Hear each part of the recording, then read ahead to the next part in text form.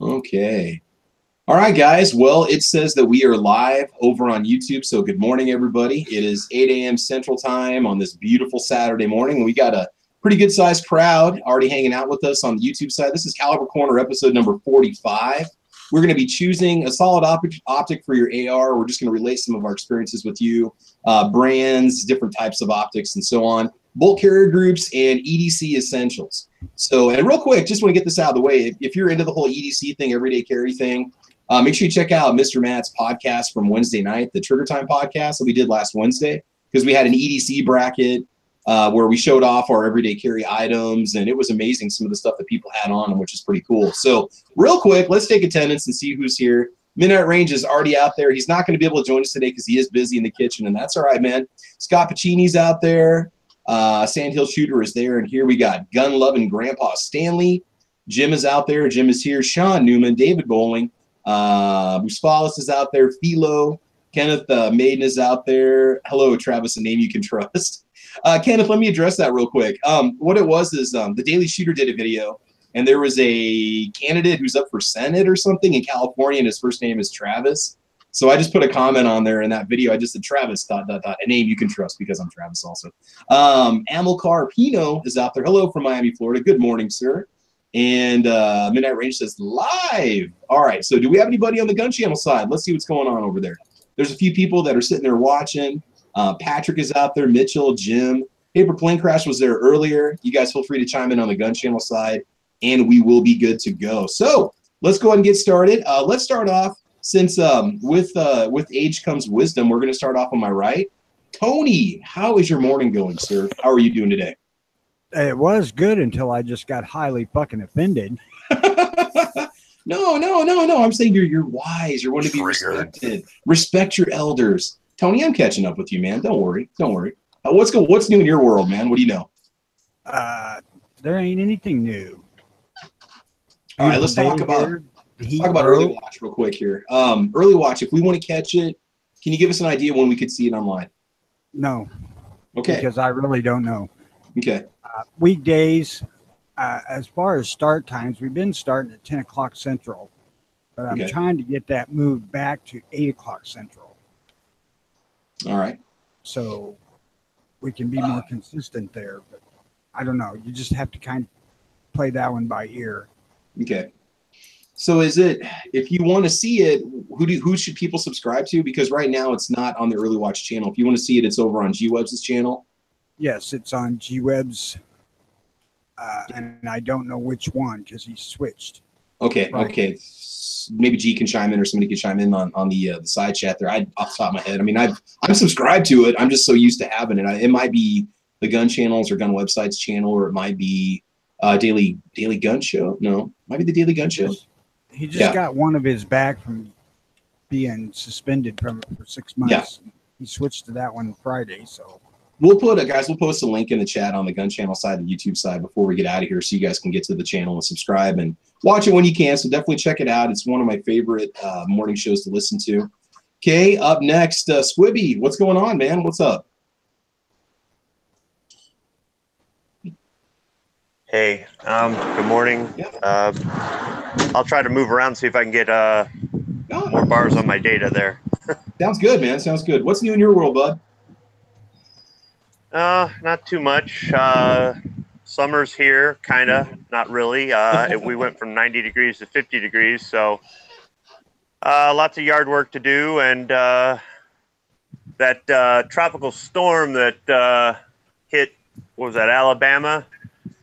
The remnants of it migrated up here and decided to take out the Scamcast wire from the pole to my house. So that's my weekend project, is sitting here with the technician.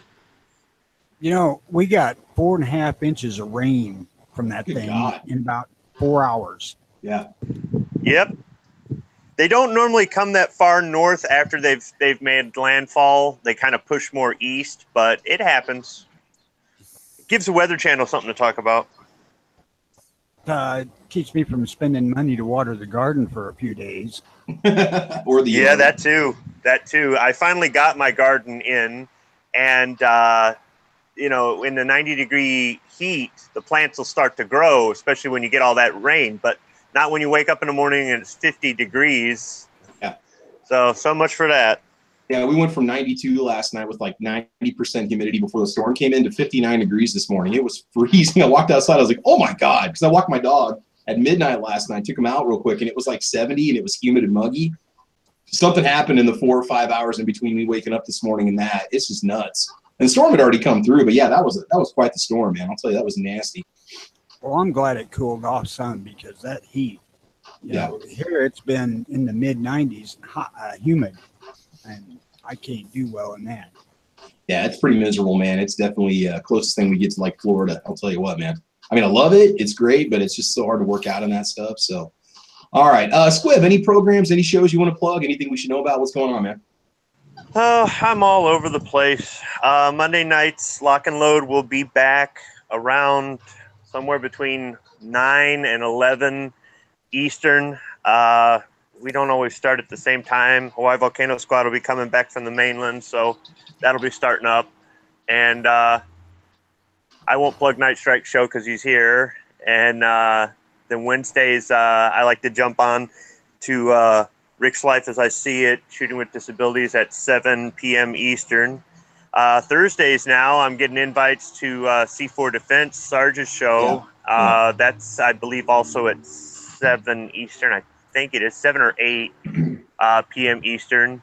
And then Fridays is it's you know, some Fridays there's it's really packed. The schedule's really packed, and then other Fridays not so much because sometimes you've got 2 shows going at once, and then sometimes some people are on vacation or they're busy or whatnot. But usually starts out 7 p.m. Eastern with Budget Guns and Gear, and then from there, Jelsma Outdoors has got his Triple F show, and then sometimes we'll get Heavy B will do Friday night sites. Of course, Clover's on; everybody's over there all night, and then Edge of the Week some Fridays starting around 11.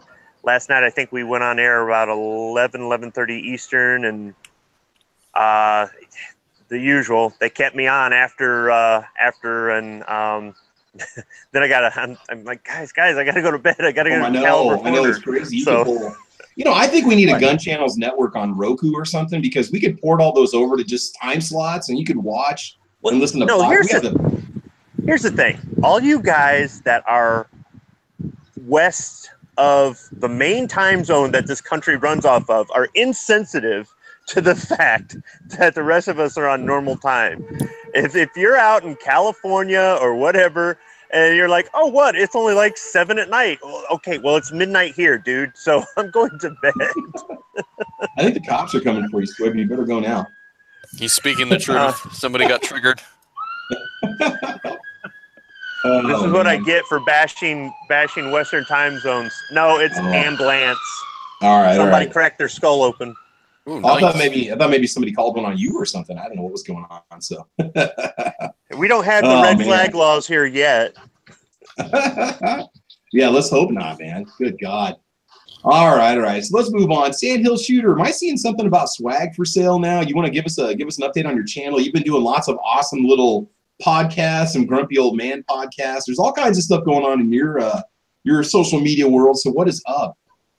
Well, you know, when I'm driving down the road and I'm alone in the vehicle and I'm bored and lonely, I just figure there's got to be somebody somewhere in the world that wants to sit and talk to me on YouTube. So I just sometimes go live, and sometimes the feed is crap and it's not a good video, and then other times it works out pretty well. But lately I've kind of been just making some quick ones from the driver's seat that aren't live and just putting those up. I did just throw one up this morning. I do have some Sandhills Shooter stickers in now. They're high quality vinyl stickers. I don't know if they're quite rated like they could go on the outside of the car and stay there forever, but they'll last a long time. They stick to pretty much anything. So $5 a sticker. Anybody wants one, catch me on Facebook or Instagram at Sandhills Shooter, and we'll trade info. You guys. Hey, Sandhills. Oh, go ahead. Yeah. Hey, Sandhills. Yeah, when you're doing those those live ones, whether I'm watching on a playback or the one time I actually got a notification right after you started, doggone YouTube. I know it ain't your fault, it's YouTube, but yeah, when it fades out and stuff, it is kind of hard to hear you, but I like the fact that you just stay in it and you just keep going with it and oh, we're back or whatever it is, and you just keep the broadcast rolling instead of going, well, just forget it, and it's a 3-second, video. So I even though sometimes it's hard to hear you or you're starting to make a point and then it cuts out or whatnot, I like the fact that you just stay with it. I'm not entirely sure that could be YouTube doing that if I'm starting to make a really good point. Because sometimes I come up with something that actually makes sense. And that's about the time YouTube cuts me off. Or you're going through a valley and you lose your signal, or you're hitting kind of a dead zone out in the middle of nowhere, Yeah, or I'm using the wrong phone and it's not working really well. I had one I tried a couple days ago and it wouldn't even process and put it back up. You can't even go watch it now. So I just made it private and I haven't deleted it yet, but I don't think I can get it to process to where people can actually view it. Real quick, Sandhills, do you have T-shirts available on Spreadshirt, or are you have them made locally? Do you have some shirts out there too?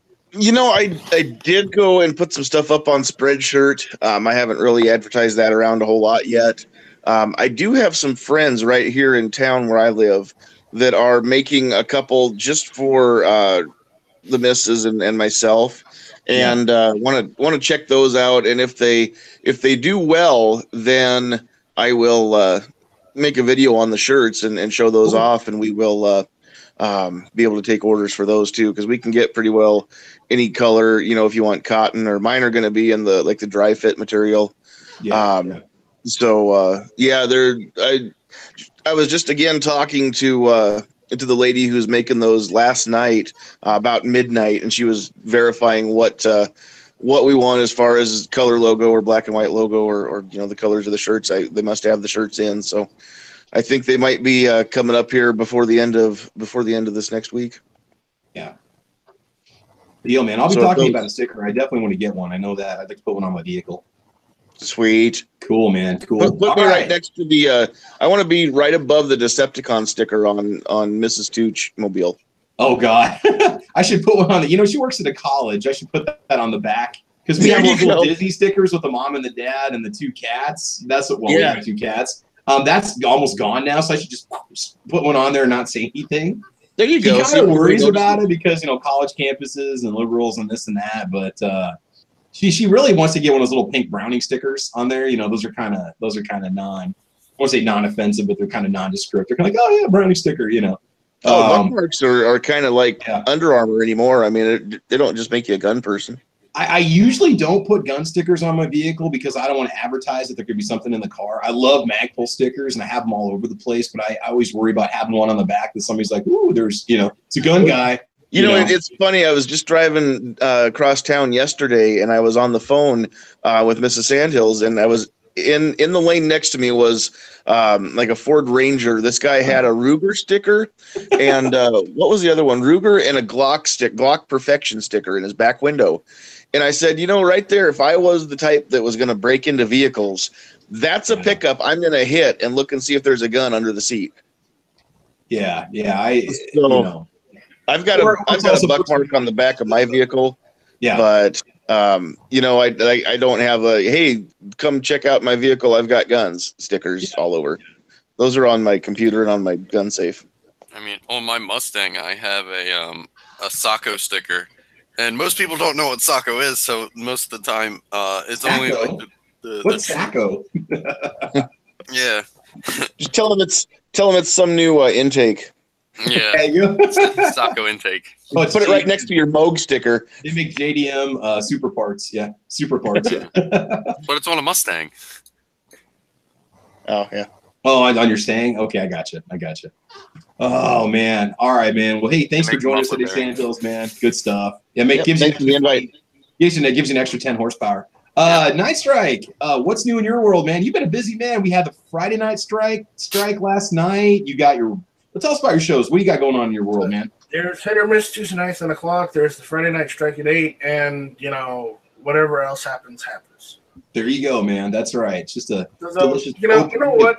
Goodness. What's that? Check out guntube.org. Mm-hmm. I was going to tell you, Night Strike, my plan is to break Gunstreamer because they let you post links now for your videos directly from YouTube to import them. So my plan is to take them down so GunTube is the last platform standing aside from Full 30. And then it'll just be the two empires existing that can dominate the firearm social media. So I loaded 3 videos last night. Yeah. You can post your YouTube videos on GunTube as well. Oh, I do. Anybody should. Anybody, guys, get yourself an account, get over there and go to guntube.org, get your account set up, and start posting videos. So right now, I've just been doing caliber corners, but because I don't know, those are kind of a nice little variety about the topics we cover and what the channel's about. But yeah, I've got some specific videos I can put up there, so it should be good. All right. So Night Strike, thanks for joining us, man. I do appreciate it. I know you're a busy guy. Jim, what is going on, man? What do you know? A little bit of everything. 60-hour work weeks, you know, home improvement, new roof. When that floor tile is finally gone, I think you just need to take off and just go have a mancation, just a man vacation. Just go somewhere, just off the grid, just be left alone. Go find a beach somewhere, you know. There you go. And then that way, with all really these new flooring you put in, you can let the wife do the decorating while you just leave for a couple weeks. Yeah. So I'm gonna share the screen of what my lucky wife won in a raffle. Oh. She won herself a customized Glock 19. Nice. I like the camo. Yeah, we bought one. We bought one ticket. It was for a good cause, and when I went to go pick it up, the guy said that somebody bought like 10 or 12 tickets, and he asked him, just out of curiosity, how many tickets did the guy want it by? You know, the raffles and stuff are kind of interesting because I always enter the classic firearm raffles, and there's people that are complaining anytime they post the winner video. There's people that have claimed they put in like 10,000 entries or 5,000 entries because they go nuts on the way they let you do all that. But really, you just need one, you know? Yeah, I might be one. There's only one winning ticket. And the problem is some of the places that the classic firearms winners, you know, are, you know, half the time they can't even own the gun in their state. No, it always seems like it's a southern state that wins, like a West Virginia or a Kentucky or one of the Carolinas. A lot.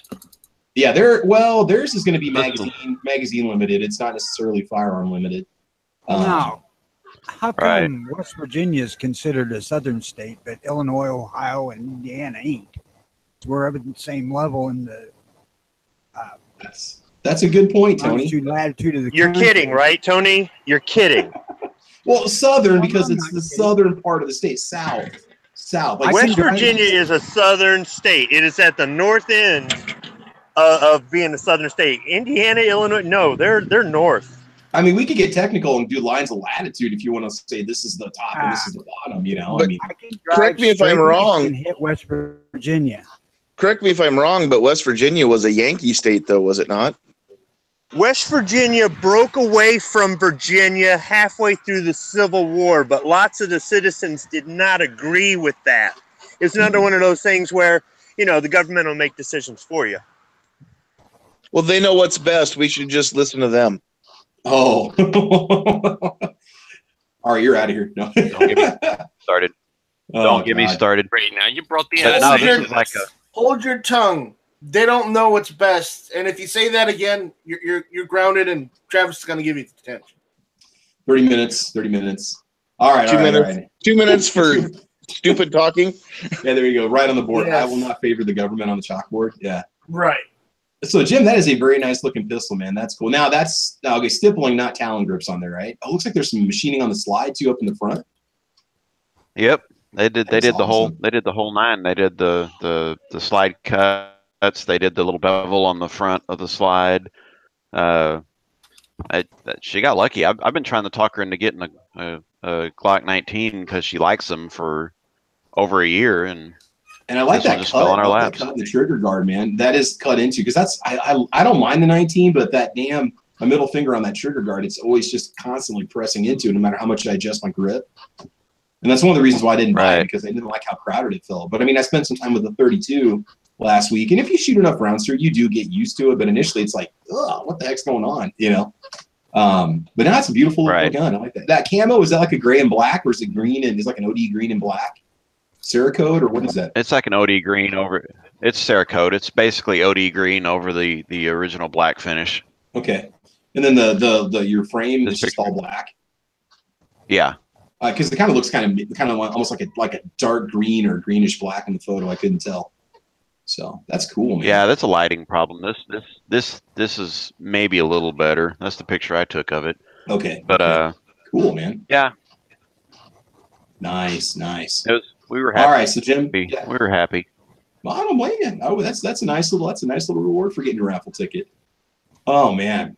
Yep. All right, so moving on. Last but not least, we got AWAG. AWAG, what's going on, man? What's new in your world? What do you know? Nothing much. Super blew a head gasket, so I'm stopping everything that I'm buying and spending money on for head gasket repair, which blows. Literally. Get rid of that Supra, Jesus. No, it's a fun car.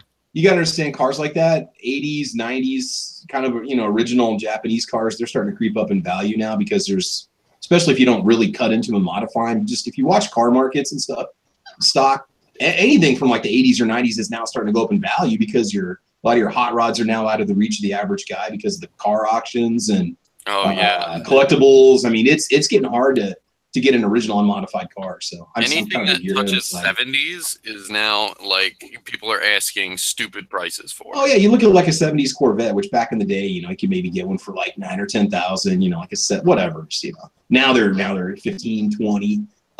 Fox body Mustangs, 87 through 93s are selling. They're starting to break the bank. If they're unmodified, low miles, they're going for 15 or 20,000 on eBay. You don't believe me? You can look. It's blowing my mind what these cars are going for. So. All right, so hey, you got this new PC that you're working with. Are we going to see some more content on your channel now? Because now you can easily edit videos. You've got the horsepower to really put some content out there. Are you gonna make it happen or what? I can render a 4K video that's like 1 hour long in an hour. Can I just send my files to you then? I've never actually rendered a 4K video yet on my channel. I have no idea what would happen. It's nuts. I mean, I did. They have a test. It's basically a stress video that you have to render just to basically like see what your computer can do. They also have stress tester software that mostly stresses your graphics cards and RAM. But with 4K, I can render a 4K video in an hour. So real quick, we have 2 questions. So AWAG, if you can kind of sum this up, Sean was kind of curious. What's a head gasket repair and a super cost? If you take it into a shop, it really depends on the amount of damage done to the engine. But what would you say on average, AWAG? What's it going to cost you in a dealership? Because you're familiar with car dealers and mechanics and stuff. I honestly think about doing it myself because I'm mechanically inclined. And what it basically involves doing, and I know if you probably already know this or if you don't know this, but there's 2 parts of the engine, 2 basic parts of the engine. There's the head and then there's the block. The block holds the pistons, and the head is the part that makes the compression in order for the suck, squeeze, bang, blow to happen. And that's the process of a 4-stroke engine. And the head gasket is a little piece of material, usually metal, a separate piece of metal that goes in between the block and the head so that it doesn't so you're it's basically a seal. So it gives you better compression than having just 2 pieces of steel slapped next to each other. It's like a little compression point that helps make compression. But what happens when a head gasket blows is there's either too much pressure on one side of the head gasket because the head gasket basically keeps the engine coolant from getting into the cylinders. And if you get too much coolant into the cylinders, there's something that's called hydrolocking, which is very, very bad. Basically, you just need a new engine after that happens. But when a head gasket blows, it'll start like dumping white smoke, or depending on how much pressure is on either side, it could be forcing oil into the coolant system, which is another big old problem. but it basically can destroy your engine, and if you don't like fix it. And what it involves doing is basically ripping apart. To fix it is to rip apart the whole top end of the engine to replace that gasket in the center, and then you have to put the head back on, torque it all down, and then put in your spark plugs and your spark plug wires and all those little tiny things that are on top of the engine. It's a very long time consuming process. And I mean, I would just say, I would just throw a number out there. If people are curious, what, $800 to $1,000, depending on the engine damage? It depends on the engine. I mean, I've seen them, you know, it depends on the car. It depends on the damage and how much has to be flushed out of the motor and replaced and stuff. So, yeah. And here's what my dad always told me is, when you replace one part, you're fixing part of the problem because you don't know the entire problem. But depending on the engine, how the engine is laid out, or how it's situated in the engine bay, can determine your price. With your European cars and some of your newer Japanese cars, they have 4-cylinder engines, which are relatively easy to replace the head gasket, but the engines are crammed in the engine bay in such a way that it's very, very time consuming to be able to get around some of these parts in the engine bay to be done efficiently. Now, my car is an inline 6, which means the head is sitting nice and pretty right on top. So it'll take a lot less time than, say, a V8 or a V6. Real quick, AWAG, there's a question. Oh, go ahead. The worst I ever seen was the back head on a Cadillac 4100. It's like buried. You have to like take everything out to get to the head. You just get to like the spark plug and the gaskets and all that fun stuff. Because they're side mounted, and you can always get the front easy, but the back, he's got to take out the intake and all that crap. Anyway, quick question for you. What year is your Mustang? Somebody was asking that out there on the YouTube side. It is a 2002. It's the Mustang that doesn't look like a Mustang. Or as one of my friends would put it, it looks like a spaceship. Okay. And then real quick, guys, Vanessa Kitty, she did ask a question here.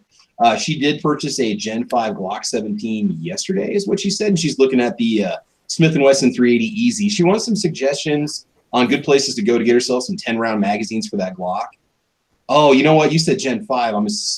Can you use, this stupid question, can you use previous Gen magazines with the Gen 5s?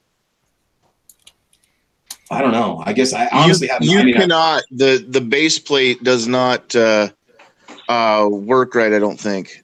The only thing that would work is if you had a Gen 5 19, I think you could put a Gen 17 mag in it because it's going to stick out further. But otherwise, I think the base plate gets in the way of the way the mag well sits. Jim, what's up? You're going to say something on that? You might know something about that too. Well, I know you can use previous generation magazines in the Gen 5 we just got because we've done it. Okay. The only one that's weird is the 19X because it's got that weird lanyard loop in the Maybe that's the one I'm thinking of. I don't have experience with either one, so I'll shut up and defer to the guy that has one. I told Vanessa go to Brownells, and she said she needs 10-round magazines that are legal for Connecticut. So I would tell her, I'd check Brownells. Somebody said Gun Mag Warehouse is a good place to check. If they're 10-round mags. Put a link in the side chat. Okay. Now, Rupan said that Brownells won't ship to Massachusetts, so he goes to Midway, USA. So I don't know if they have an issue with Connecticut or not. But they might have enough towns that don't allow it, so they just don't even ship to it altogether. I don't know. Right. So if you don't have any luck with Brownells, go to Midway as your backup, maybe. Yeah. Thanks, Travis. I can post that in the. No. Hey, do you want mod powers? We can get sell them to you cheap. Sure. Yeah, there you go. I can make you mod. Just post Give me the hammer on the YouTube side. So there you go. Because right now I've been begging for a wrench for a year now. Not from me. From me? You want one? I didn't know you've been here. I'll make all you guys mods. It's all good. The more the merrier. Okay, so I'm just whining. Jim, you've just been promoted. You get to be a mod. You get to be a mod. Everybody gets to be a mod. This is just like I don't want to be a damn mod. Tony, too bad. You're gonna get one anyway. You're gonna get a mod. You're gonna like it. All right, so we got to get started. We have a lot of awesome topics ahead of us today, and these are viewer requested topics that we're covering pretty much indefinitely. I've got 90 topics that were posted over on Instagram that people want us to cover. And when we get into the idea of choosing an AR-15 optic, I've got some like core questions you need to ask yourself before you go out and get that optic. And there's a lot of mistakes. Well, yeah. So there's a lot of mistakes I've made myself with buying cheap scopes or buying the wrong scope or getting something too powerful for what I needed. So the first question you got to ask yourself is, what do you want to do with your AR? All right. Are you looking for something for hunting? Are we talking long range competition, varmint, CQB, defending the house? Do you want something for all the way around? First core question you got to ask is, what do you want to do with the two? Budget. How much are you willing to spend? And we'll talk about cheaper scopes versus more expensive scopes. And then also the third one is, not really a question, but you need to go out and educate yourself. I try to watch as many YouTube videos as I can on an optic. I go in and read the comments, usually the negative comments, the 1- and 2-star reviews, because a lot of these companies do leave those up. Amazon, and you got to watch out on reviews because there's been people that have been accused or companies accused of adding comments to boost the rating of an item. But if you start to see a pattern or a trend where a lot of people are mad about this scope not keeping 0 or the red dot shifting, you want to just steer clear of that model altogether. So those are kind of the main things you need to look at. What do you want to do with it? What is the intent purpose? What's your budget? Especially if you have no brand preference, you can start pretty much however you want to. All right. So do you guys want to just chime in before we kind of go through my little list of ideas and thoughts and stuff? What do you guys want to say about any experience you have with AR optics? We can start throwing brands out there, models. Well, I should clarify a little bit. AR optics should be. Well, okay, you can put any rifle scope, but yeah, anything that can go on an AR-15, which is basically any scope you want. And there are AR specific models, just as there are AK specific models or 30 caliber specific scopes. Made by like Primary Arms. You got the 5.56 ACSS and the 7.62 or the 300 caliber. Like 300 blackout and stuff caliber scopes that you can get also. So AWAG, what does a person need to, where do you begin AWAG? If you're going to get yourself some sort of optic for, you can apply your same philosophy to the AK, to the AR. So what do you think? Yeah. Any thoughts or ideas on that? What I see it is if you're hunting for, you got to break it down. It's like, oh, I'm going to be using this for hunting. Well, what are you hunting? Are you hunting elk? Are you hunting prairie dogs? Because they're two different animals and they act two completely different ways, and they show two like completely different ways between the animals. So with like a small varmint, you would want to have something that has a variable magnification that can zoom in on the little bugger, whereas elk is, or like a moose or elk or whatever you hunt that's a large game or dangerous game, you want to have something that, since they stand out pretty good, you don't need that much magnification to be able to point out where the broad side of the chest is, so you can make that clean kill. And then there are people that are, oh, I want to use it for defense. You have a scope for defense. Okay, well, what are your ranges? Are you going to be sniping people in like Fallujah, or are you going to be having a home defense rifle that you don't necessarily need 10 power scope on? Yeah. I mean, there's so many different situations that you can have multiple crazy different optics for any. There's no real one size fits all scope because different scopes have different parameters. Now, granted, can you get away with doing everything with one scope? Yeah, sure. But it's more of a skill base than it is a product base. Okay.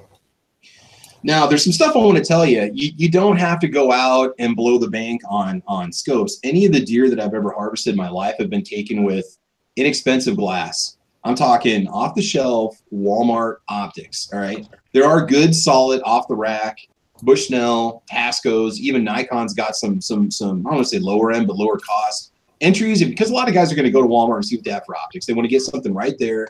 Not everybody wants to go to or can get to a Cabela's or whatever.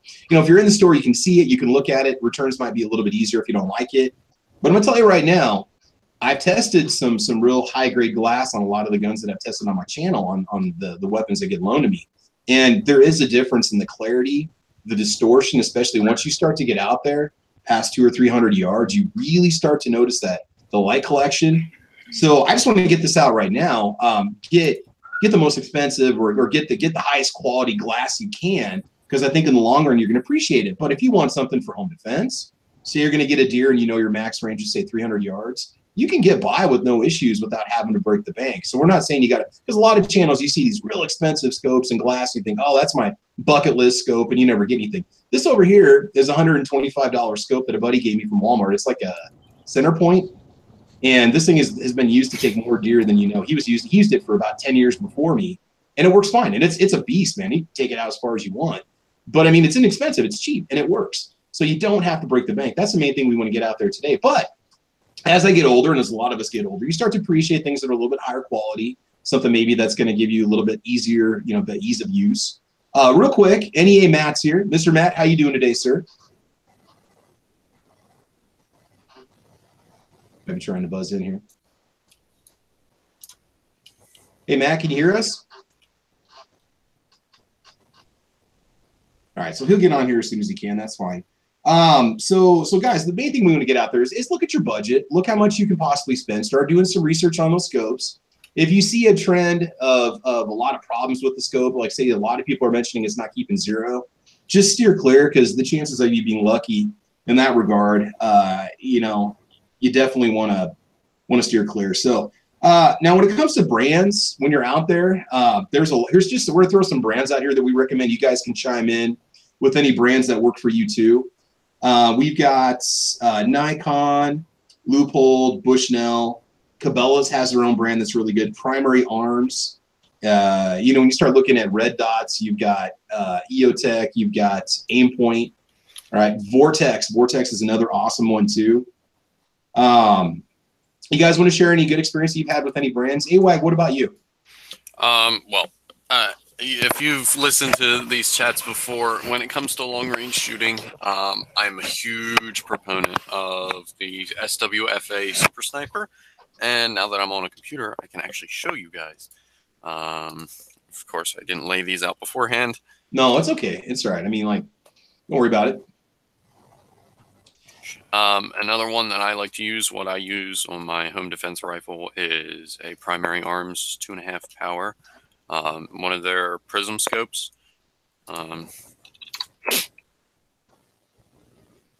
And that is actually really good for indoors. Oddly enough, I used one on an airsoft gun for a while. So you can get that optic super close to the wall, and you can still visibly make out that is you can see the detail in the wall. So it doesn't really have a focus issues like most of your yeah. All right, so nope, that's the tactical model. That's the expensive one. I'm looking at the SW. What's an entry level scope cost from that company? Do they have a fixed power scope you could buy that you could put on your AR? All of their stuff is fixed power. Okay. So it gives very good. That's one. All right. The ones that I get are the. They have a fixed 6 power. Okay. That I absolutely love. And the reticles are very, let me see, screen sharp, share. easy to read, clear. Alrighty, so here we go. This is the scope that I have right now on 2 of my rifles, and then I have a 10 power that is on my Howa Mini Action. The reticle is very very clean. Here's all the statistics and stats and stuff. Yeah, you were talking about this the other night. Was it on the Tuesday? Was it in hit or miss? Tuesday night, 7 o'clock? I believe so. Okay. But for $299.95, and then they have, if you spend more than $45, yep, right here, $49, you get free shipping, and their shipping is very very quick actually. So I mean they're based in Texas, so. I got my scopes in 3 days. It wasn't bad at all. And where was I going to go with this? Yeah. So the the reticle itself actually has an interrupted dot in the center, so you can actually get a clear like little ring around where your target is, so you can basically put that bullet exactly where you want it to go instead of a traditional crosshair that's just two intersecting solid lines. But these are fixed powers. They're incredibly durable. The only gripe that I have with them is they're a little on the heavy side. I think they specifications. Here's all 16 ounces here on that one, or what? Yeah. This is a brand that I think a lot of people haven't heard about, but you've had awesome luck with them. Oh my goodness! When you tested them at long range too, which I think is good. Oh yeah. I took a 6-power out to 700 yards with a Savage Model 10 FCP SR, and I was making first round hits on that 700-yard silhouette target, and like it was nothing. And I would just it's boring accuracy.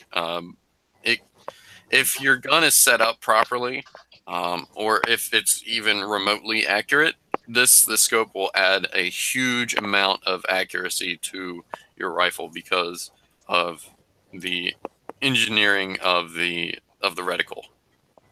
When you look at this price, a lot of guys are like, oh my God, $300. Black Hat Outdoors was making a good point over on the YouTube side. He said, for most of the guys, if they're not going to go past 200 or 300 yards, you can get by on a lower cost optic, and that's fine. There's nothing wrong with that. We're not saying, that's awesome, man, do it.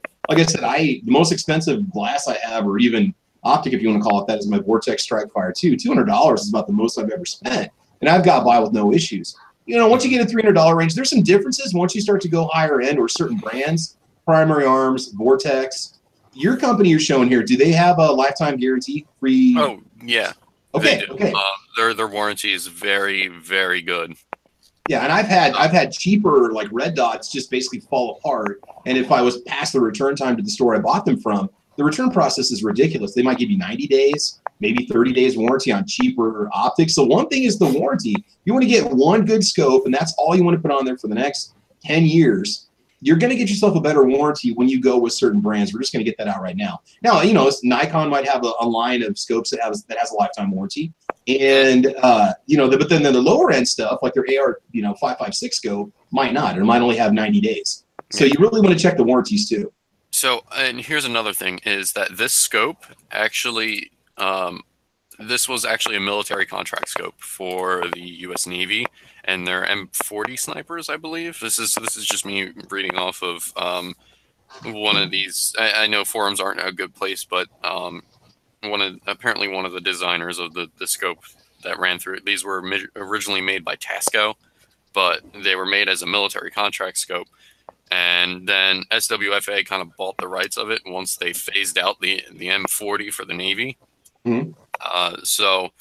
And then they got a contract with U.S. Optics, so now they use U.S. Optics. But the turret system is incredibly accurate. For this price point, this actually compares with some of the U.S. Optics. I did a turret stress test on these when I was at the range. I set up a target that was a grid square, and I put a 3-round group at 100 yards, dead square in the center, and then I moved the tumbler on the for the windage. I moved that over 1 inch or 1 MOA, and it put it on that, like where those lines intersect on those on that grid paper. Mm-hmm. And then I basically just went around and just logged how far I went over, and then it showed up right on the right where it's supposed to be on the paper once I took the shot. And I did that for like 20 minutes, and then I put it all back to 0, and I put a new piece of paper up, and I put 3 rounds in, and all 3 of those rounds went dead center. Oh. So again, this is another one of those brands that you should look into. And again, they've got a whole line, right? They offer multiple models. They have different focal lengths and reticle sizes and all that fun stuff. Mm-hmm. This website sells more than just those scopes. They sell everything. So I would say give these guys your business because they're a bunch of good people. They also have kit deals. Actually, I'm going to look at that kit deal real quick. Slow internet. It's all right. But yeah, they get the Strike Eagle 30 millimeter with the Magpul. Their Salt is their single piece 30 millimeter AR optic. I use this on my 20-inch AR. I did a review of my 20-inch AR a while back. But I use this on it. But like I'd say this is a pretty good deal because the scope mount alone is probably a $150 value, and you're paying just the price of the scope for 2 Magpul PMags and the scope mount with free shipping. So I mean, this is pretty good. Definitely the way to go. Hey, Jim, are you running any kind of optic? You said Vortex for you, Jim. Is that what you like to run? We can just run this through the panel and see what you guys recommend, or any brands or any experience you have. If not, it's no big deal. So the 2 optics I currently have, one is a Spark AR. So none of them have any magnification. Yeah, Vortex Spark, specifically the Spark AR, and the other is Holosun 503. Yeah, that was another brand I forgot to mention. Holosun is really getting in the game. They are producing some really nice holographic sights and red dots. Look into their company. They got a new line I think they're releasing this year, and they're what, $200, $225 or less, I believe. They might even make something around the $150 range or $175. So you can get yourself a good solid red dot that's going to last you indefinitely. Holosun, what is their warranty? Are they lifetime also? You know, I don't know. I bought it based on the price of the combo and the reviews of the Holosun. And the reason why I make a big deal about the warranties, because I've had an awful time trying to return cheap optics that wouldn't keep zero, or they start to not keep zero, or they fall apart, or they get foggy because the nitrogen seals go out on them. So warranty to me is kind of a big deal, especially for something you're going to keep for a long time. You're going to drop this kind of money. You don't want it falling apart in a year after you put a couple thousand rounds through it. See if I get luck with the Holosun. It's got so does it have the solar cell on the top that charges the battery? No, this when one, it's not using the sun to magnify, or okay. It's a coin battery, but it's rated for 50,000 hours. Your mileage may vary, I suppose. And it's got the ACSS reticle, which I think is pretty cool. I'm still getting used to using it, but cool. So again, good brands. There's definitely Holosun, Vortex. Look into those two. Nice Strike. What about you? Do you have more experience other than okay? So I said Nice Strike, a $15 imitation Bushnell red dot that I ran the heck out of on my AR and my AMD 63. And it works just fine on a SETB and an AK. It's a $15, and it's always held zero. I don't know if it's made in the Bushnell factory and they're just selling them unmarked from wish.com or what the deal is. But I put a joke in the side chat that I was telling Travis. So Travis, you're saying I shouldn't buy my optics from wish.com? You know, it's weird. If you guys go to wish.com or you go get the Geek app on your phone, they are selling scopes marked as loopholed and Trigicon. Obviously, they're clones, but some of them, when you read the reviews, a lot of guys are saying this is pretty dang close to the real thing. So I think there's a lot of, and I can't encourage that because we're stealing from a lot of these companies are based in the U.S. I mean, I can't recommend that you go buy those things, but one of the things that guys were talking about on the YouTube side was the fake hog, that $80 imitation ACOG that you can get on eBay, which supposedly is absolutely remarkable. I was in it. Sean Connery has one. You guys remember the name? Sean Connery has one. Raphael has one. Yeah, they're just an $80 imitation ACOG. Now, I don't know how well it's going to hold up, say, in an SHTF situation, but they seem to hold zero. A couple of videos on YouTube where a guy had it on his shotgun, and he was running slugs through it and buckshot, and it was completely keeping zero. So I can't remember the name of that, but if you look around, you start looking up ACOGs on eBay, these things start popping up for about $80. But apparently that company, the one that he had mentioned, the ones that are in that video, they have a USA office. So if you have problems, you can contact somebody about a return or if you have questions. Real quick, one to address on here, the TRS-25. Okay, so this is crazy. I had one mounted on my AR pistol. And a lot of guys say if you've got the white lettering with the, was it Tasco? Is it Tasco that makes that, or Bushnell? If you have the white lettering on your TRS-25, those are a different production run that had problems. I had that on mine, ran a couple hundred rounds through it, gave that AR pistol to my dad. He has no trouble with it. But you could. There's a lot of people complaining about that. I think if they have gold lettering with the logo on the side, because the TRS-25 is one of those like $75 red dots that is an excellent red dot. And that's something you could put on an AR. And that's one of the first things people look at is, you know, what can I get for the least amount of money? And I know on Amazon, those are sometimes on sale for like $55 or $65. Okay, Terminus Optics Fake ACOG. So Rupan's got that on his. And so that's something to check into. If you just want something to play around with, just something to take to the range and mess with, and if it keeps zero, it's something to consider having. That might be a segue to another show later on where, you know, we talk about some of these knockoff optics that actually work. Oh, I put the fake PMAG flip-up sights that I bought for $5 on Wish on my ARs, and you can tell they're not the same quality in the molds and stuff, but they work, which is really sad because they're $5 for a pair. But I mean, I love Magpul's got a pretty good chunk of my cash. Let's just get that out right now. And I mean, I bought Magpul stuff like crazy, but yeah, just trying those inexpensive things, you know. I mean, if you don't have a budget for it, you don't have money, you want to try something. There's nothing wrong with going, you know, entry level if you want to, just to mess around with it. So, Nice Strike, do you have any experience with any other optics at all? Yeah, I've got I've got a variety of red dots, and I have a Vortex Crossfire too. Okay. You don't sound very proud about that, though. Well, it's a Vortex, and you know, I wanted something more than a Vortex, but I could only afford a Vortex at the time. Dude, they are solid, man. Here, I want to show you this. I got a Strikefire 2 on my Bear Creek Arsenal AR. All right, right now I think I'm up to about 1,500 rounds to this rifle. I'm about done with my third ammo box of 500 rounds. Steel case, by the way. That I'm running through it. You get the cantilever mount, $179.99, lifetime guarantee.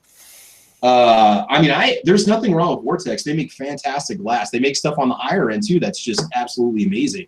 And in fact, if I'm not mistaken, you guys can correct me if I'm wrong, but I think Primary Arms manufactures lines that are very similar to Vortex. They might have the same company making scopes for both of them. I've been told that they're very similar. So if you get something from Primary, the one thing was that Vortex had the lifetime warranty and Primary did not. Now I believe that Primary Arms has a lifetime warranty on their scopes and their red dots and so on. So that's something that they've upped the game too, because they're really getting a lot of business. But Strikefire 2, man, if you want a solid red dot that's going to take the abuse, water resistant, great battery life, clear glass, that's a way to go. Or the Spark or the Spark 2. A lot of times companies like PSA, they'll sell a Strikefire 2 with like 10 PMags and some ammo for like $225. So you could get some really good deals on that if you want to go for something. Jim, you're mentioning on the side chat here that Holosun does have a lifetime warranty on the one that you got. I'm assuming they're lifetime on all their stuff. Maybe, I think manufacturers are starting to see that as a selling point for the optics too. Yeah. All right. So Sandhills, real quick. Rifle shooting, brands of optics. What have you had good luck with on your deer rifles? I don't think I've ever owned a scope in my life that cost over $100. Yep. And I've shot a lot of deer with cheap scopes, which is one of the reasons why I'm so excited to find something a little more expensive to put on my my Browning. Once I get that, I've got the scope picked out. I just don't have it bought yet because it is going to be about a $360 Vortex. Okay. No, and so yeah, they're awesome. I'm currently putting money in the scope fund so I can have that by midsummer or late summer and get that bought and mounted and zeroed in before November. That'll be nice. No, you'll have good luck with them. I have friends that have those, and I know people that have bought them for their kids and stuff, and they love them. They absolutely love them. And the thing is, you appreciate the clear glass. You appreciate the light that those lenses can transmit, that can transfer. I mean, you'll notice a difference, and there's nothing wrong. Like I said, you can get by on a $50 Walmart scope if you just want to get varmint or deer out to say 200 or 300 yards. Is that kind of the max range you've been shooting at for your deer with your current optics? Are you looking at about 300 yards? The max range that I shoot deer at is more because it's a 243 right now than anything. I mean, I don't shoot deer a quarter mile away. It's kind of a combination of the glass and the cartridge, I guess. But yeah, I could take shots, out to a quarter mile where I hunt. It's not unheard of. I mean, there are times I could take shots longer than that if I had the gun to do it, but I don't have the experience. I don't do that. real quick, when I just catch up on the comments here, Patrick on the gun channel side is saying he's got the Terminus fake hog and it has super clear glass and works fabulous. I might need to pick one of those up for my my AR build that I'm doing. That might be something to look into. How much are those running? Those Terminus? Yeah, the Terminus ones. Yeah. And Terminus, like I said, they do have a USA based office. So if you got problems with them, I think somebody either called them or took it back to them, and maybe Sean had to call them about something and they replaced it, or I don't know. I've heard just really good stuff about them. So Midnight Range has a suggestion for anybody. He says Sandhills Shooter, wait for sales. I got my Vortex Viper for $315. They're normally $425. Let's see. Samson is saying primary arms micro dots is what I have before I figured out that red dots don't work for me, though I have 3 of them. Samson, I might be talking to you about buying one of those. The Loophole Mark IV is a great scope. Loophole stuff is awesome. What's that, Jim? I was gonna say, you want to sell some red dots? Yeah, you would have no trouble. Go over to gunchannels.com. They got the 24/7 auctions over there. You can put them up for sale over there and sell them in no time. So. What else do we have here? I stick to primary arms and Nikon for budget, or I'll step up to expensive stuff. I stay away from mid-range. Not a bad idea. Now, Loophole does make an entry-level scope that I think it's $200 or less. I can't remember if it's. We gave one away on my like 2,000 or 3,000 sub drawing last year, and they're about 100. I want to say $150, $175 scope, and so you still get the warranty. I believe they're still American made. I think all the Loophole scopes are made in the USA. A lot of them are made in China, but that's just something that happens. Let's see. Has anybody tried Hollow Sun with a little solar panel? I've seen nothing but great things about them online. A lot of the channels that I trust and I watch, they mention how awesome they are. I just want to make sure I don't miss anybody here. With primary arms micros, the same dot as the TRS-25 too. Okay, so that's good to know. Maybe go primary arms because you're going to get that. You're going to get that warranty with it. Sean says, who is this beardless man sitting in Travis P11C? Man, it's too hot out for me to have a beard. I'm sorry. Between that, my family ragging on me to take it off, it's going to come back next fall. It'll be back here in a couple months. Don't worry about it. See if we're missing anything else. Make sure to update everything. I'm disappointed in you, Travis. I'm incredibly comfortable right now, so I don't care. I know I've traded in my man card. Travis. I'm in non-tactical mode right now. I am outside working, cutting firewood, doing stuff around the house, sweating my butt off, and I am perfectly fine with it. Travis, side chat. I linked one of the Terminus optics that I'm looking at. Yeah, we're gonna put this over on the YouTube side and the gun channel side, so you guys can check this out. If you go and check out the firearm rifle scope section, they'll have different levels of the fake hog if you want. Okay, so they have, guys, we'll post a link over here on the YouTube side. They have an entire website with an entire line that they make, which is very rare for an eBay exclusive brand. A lot of these companies, they're selling, like BSA is selling the same scope as Tasco, who's selling the same scope as Bushnell. They all slap their names on certain production lines. Well, remember, they've got even on their website, they've got 2 different lines. They've got lines for airsoft, and then they got lines for firearms. Yes. So. Midnight Range is giving me crap. Too hot for a beard. Pull this poser's man card. Bro, I traded in my man card when I shaved a month ago. I'm sorry. It'll be back in the fall. It'll be yeah. He can talk when he shaves the mohawk off for charity. He's got to have some hair up on top to keep him warm in that cool kitchen. I'm just kidding. Rich White? If you can't take the heat, get out of the kitchen. Exactly. Rich White's chiming in. I have a Vortex Venom and a Vortex Spark 2. If you don't have astigmatism, they are great for the cost. That's another thing you got to watch out for. I don't have an issue with the red dot fuzzing out, but I've had family members that have looked through my Strike Fire 2 that have complained and said it looks like it's a star or starburst. I'm like, whoa, really? I mean, it's really hard to get a perfectly round, sharp dot. If you really want that, you almost have to go 2 MOA. I know there are some 1 MOA red dots out there. We can talk about that too. When you talk about the higher the number for the MOA, essentially the more of your target that's going to be covered at 100 yards. That's just the easy way to look at it. Go for 2 MOA. You're going to get a nice sharp dot. It's going to be more accurate for you. 1 MOA is even better, but they are tiny, tiny dots. But that's just something to think about also when you start looking at, because there are some really high MOA numbers that are going to be on a red dot. You could probably not use past 100 yards safely because it's going to cover your entire target at 100 yards when you're looking through the, like on the SIG AR, I don't remember which model it was that I tested. I was taking shots at 250 yards, and that had a Trigicon, and I can't remember what it was. It was a Trigicon red dot. It was the one that uses the solar cell up on the top. That dot, even though that was like a 2 MOA, at 250 yards was basically covering the 16-inch gong that I was shooting at. I mean, it was kind of past the purpose and the point of that red dot. I mean, I could still kind of connect with the gong. When I started hearing it, I realized where the shots were going. But again, the 2 MOA is really nice when it comes to red dots. And as for holographic sights, I don't have experience with EOTech or Aimpoint. That's like Chevy versus Ford. That's a whole separate argument I don't want to get into. They're both used by the military. You go with whatever works best for you. But I don't have any experience with those. Any of the Trigicons I have any experience with that I've ever tested on the channel have been really well built, really high quality. I do like their items. Let's see, Squib. You want to chime in with some optics here? What can you tell us about optics? Any experience at all? Or are you strictly an iron sights guy? I'm old school when it comes to that. I think that everybody should learn on irons and learn how to adjust them and learn their technique on them, and then go to optics when it's some sort of long range precision, or as we get older, our eyes get worse and it helps there.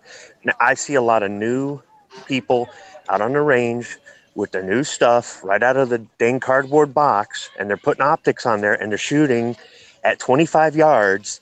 And I'm thinking, dude, you don't even have your technique down. What do you know? And there are people out there that go, oh, well, I need a scope to shoot 200 yards, and they've got good eyesight, right? And it's like, dude, do you realize that you can do headshots at 500 meters with iron sights if you know what you're doing?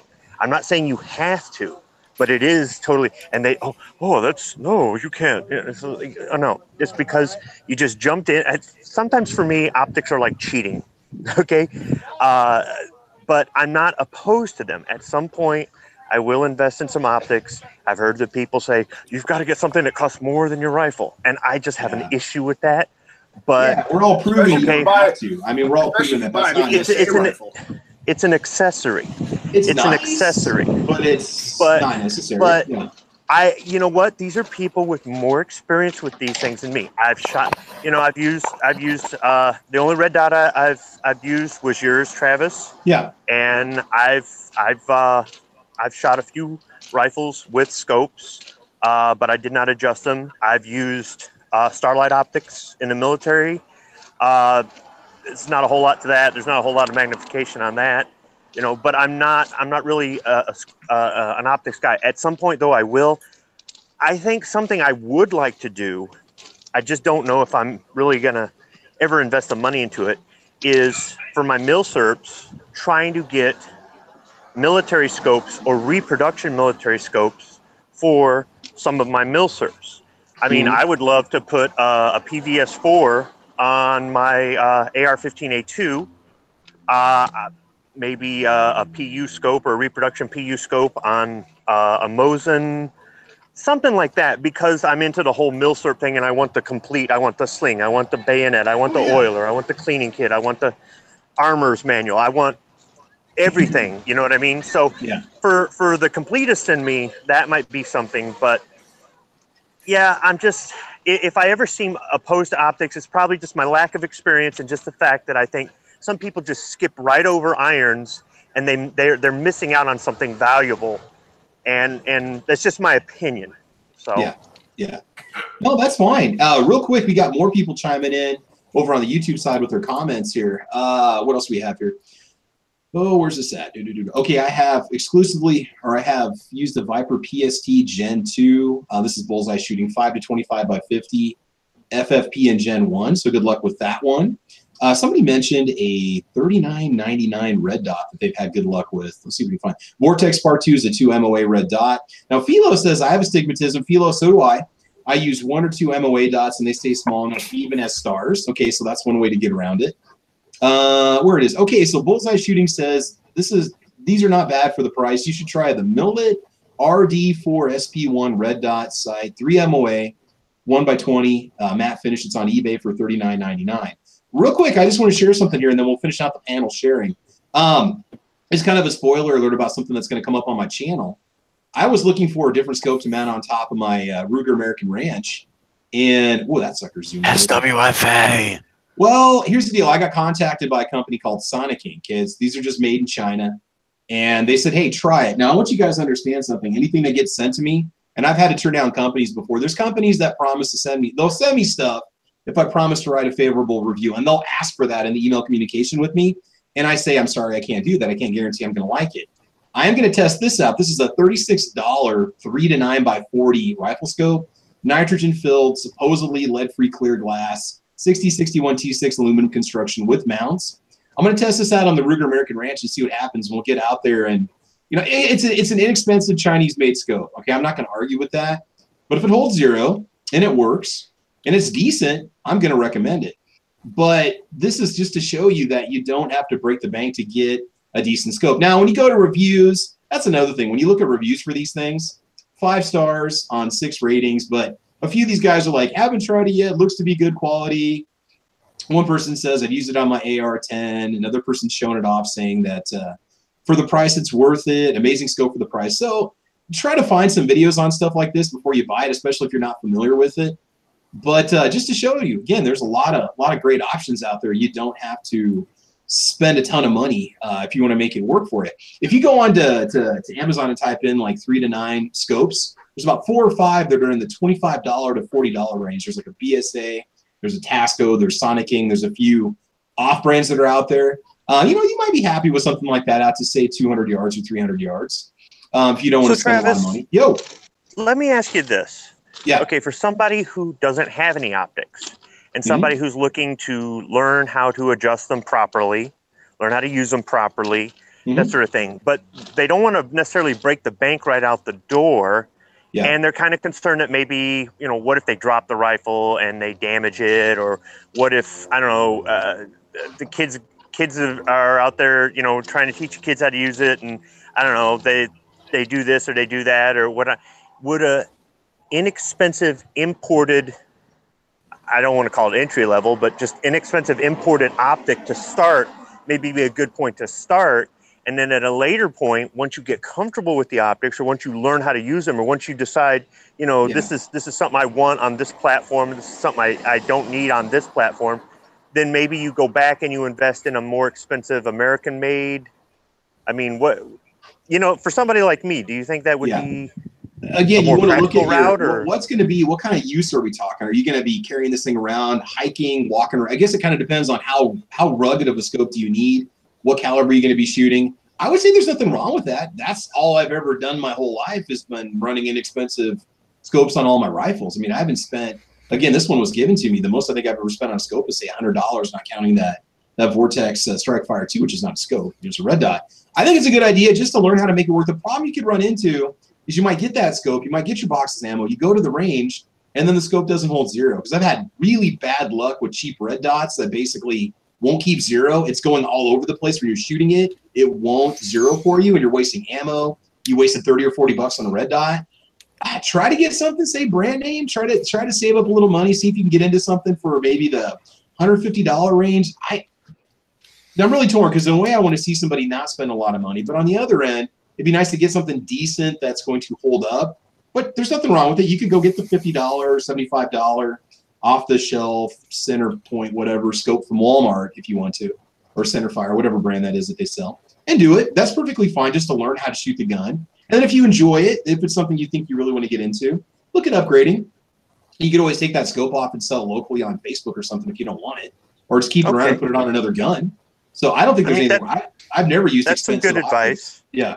Yeah, that's some good advice for somebody trying to get into it and, you know, kind of being conflicted between the whole breaking the bank and breaking the scope thing. I mean, yeah, typically we are at the range. Around here, we would not go hiking. However, if I was in another part of the country, yeah, I might go hiking. And, you know, even though there are certain safety precautions you can take if you're hiking in an area where you might fall, you might drop the firearm, you might get it snagged on something, like maybe not keeping around in the chamber or something like that because you're out in the woods. And I mean, like when I go down to our family's farm in Kentucky, I typically do not have a round in the chamber just because of how thick the brush is and that sort of thing. And I mean, it's easy to trip over a tree root or get snagged and tangled up in something if you try to go between the trees or get off the beaten path. So I guess from that sense, I would also look at the optic from the, am I about to destroy a $500 scope because I decided to take it? In the mountains of Colorado, I mean, you might want something rugged that could take a smack or two, though, too. That's Can I interject? Go ahead, man. Please. The SWFA scopes, that I know that it might not be specifically for hunting, but it's very well developed for long-range shooting. If you want to get something that you're not afraid to beat up, those scopes are incredibly reliable. I mounted one on my Bushmaster ACR when I had it, and I was messing around with it. I just got I got it all set and I had it on the table. It slid off my table and landed scope first with the rifle's weight on top of it. Now, if you guys don't know about the ACR is not a light rifle. It's 8.5 pounds. Good God. It's heavy. And added that with an extra 1.5 pounds of scope on that, it just like slammed on this concrete floor and it didn't do anything. I mean, sure, it scuffed up the turrets because the turrets are made out of aluminum, but it held zero when I took it to the range and shot it. And I did the stress test with it with the ACR, and it did not lose zero. Yeah. So anyway, I got a question I need you to answer quickly. We're gonna have Tony finish it out, and then we need to move on to the next segment of our show. So real quick, somebody was asking a question: what is the most expensive? What is the best expensive optic for a side rail mount AK? Can you answer that one quickly? What do you think? Here, I'm going to throw out a link there. If you want to get something for the mount itself, I'm seeing RS Regulate. Yeah, RS Regulate is fantastic for the mounts. For what are you trying to mount? Because see, that's what we don't know. Kendrick is asking that question. Let's just say 300 yards or less. What could you recommend for an expensive optic for a rail mounted AK? With an optic mount, if you want to go super genuine Russian optics, I have a link for that. I will. Are you modded? Can you go ahead and post that? We'll post it here, and I'll post it. So okay. I can post it on the. Okay. All right, you do that. If you want genuine Russian optics, then you can go ahead and post that. Well, I need another mod to be able to. It's coming up fuzzy. It didn't really post, so if, an error, try it again. Just post it on the internal. I'll post it on the YouTube side, and then if you post a comment on the YouTube side, I can give you mod powers. If I haven't done so yet, I thought I did. But, you can check out that website. They got genuine Russian optics. Other than that, you can go to Primary Arms. Primary Arms sells a bunch of stuff for AK mounts. And when it comes to accuracy with the AKs, don't expect much. Accuracy in AKs comes with the type of side rail that the weapon system actually has. You have like something that's designated for a military use, the side rail, and it's just kind of like slapped together with rivets. Then it's going to give you, depending on the optic that you put on it, it'll be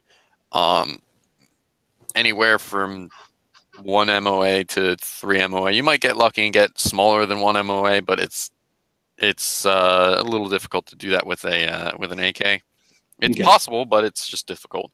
It's going to be adequate for, say, a deer hunt, if that's what you want to use with a 5-round mag, if that's what you have to do in your state or whatever. You can get by. I mean, it'll work for you, or if you want to go do some hunting or some varmint hunting or whatever. Yeah. You'll be okay with that. And RS Regulate is pretty good. Okay, so Tony, last but not least on this topic before we shift over. Tony, do you have any experience with optics on rifles at all? Anything you can share with us? Yes. Yeah. Okay, go ahead. I have basically one Tasco World Class 210 by 50 on my 30-06, which is fantastic scope for $150. There you go. 150 sounds cheap, but when you add Tasco to it, then it's not quite so cheap. Yeah. On my 22s, I put Simmons 22 max scopes on them, 39 by 32. I got no bitches about them. Simmons is another one I forgot to mention. They're fine. You're going to find them at Walmart off the rack or a lot of your sporting goods stores in the inexpensive optics section. Simmons, Bushnell, Tasco. Bushnell and Tasco make higher end lines now too, so they're getting into the game also. The Simmons are cheap, but when you're squirrel hunting, your range is 15, 20 yards max. Yeah. Yeah. So there you go. The Tasco I got on my 30-06 got the best glass I've seen. Yeah. I haven't seen a lot of high end stuff, mind you, but I'm happy with it. Yeah. Cool. And like I said, you can get by. That's the whole point of this discussion is to say you're going to notice some differences on higher end glass, but depending on you got to sit down and look at what I want to do with it. What are my expectations for the gun? What kind of working environment am I going to be looking at? Because we don't want to see you go out and buy some monster magnification scope for your home defense, and then you got a rifle you can't realistically use in your home, Okay, we're going to go and shift over to bolt carrier groups. Now, let me just screen share this with you real quick. If you're in the market for a bolt carrier group, it's pretty much the standard. This is what you're going to find. Okay, this is just PSAs.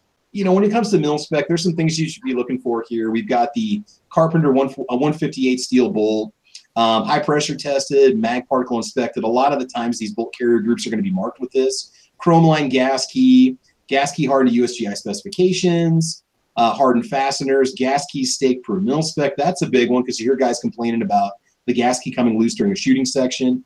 Tool steel extractor spring, extractor O-ring insert. Now for the bolt carrier discussion, anybody can chime in on this one, but I'm going to pass this one off to Squib because he's got experience. He's got experience with several different brands. As for me, it's been either Bear Creek Arsenal or PSA.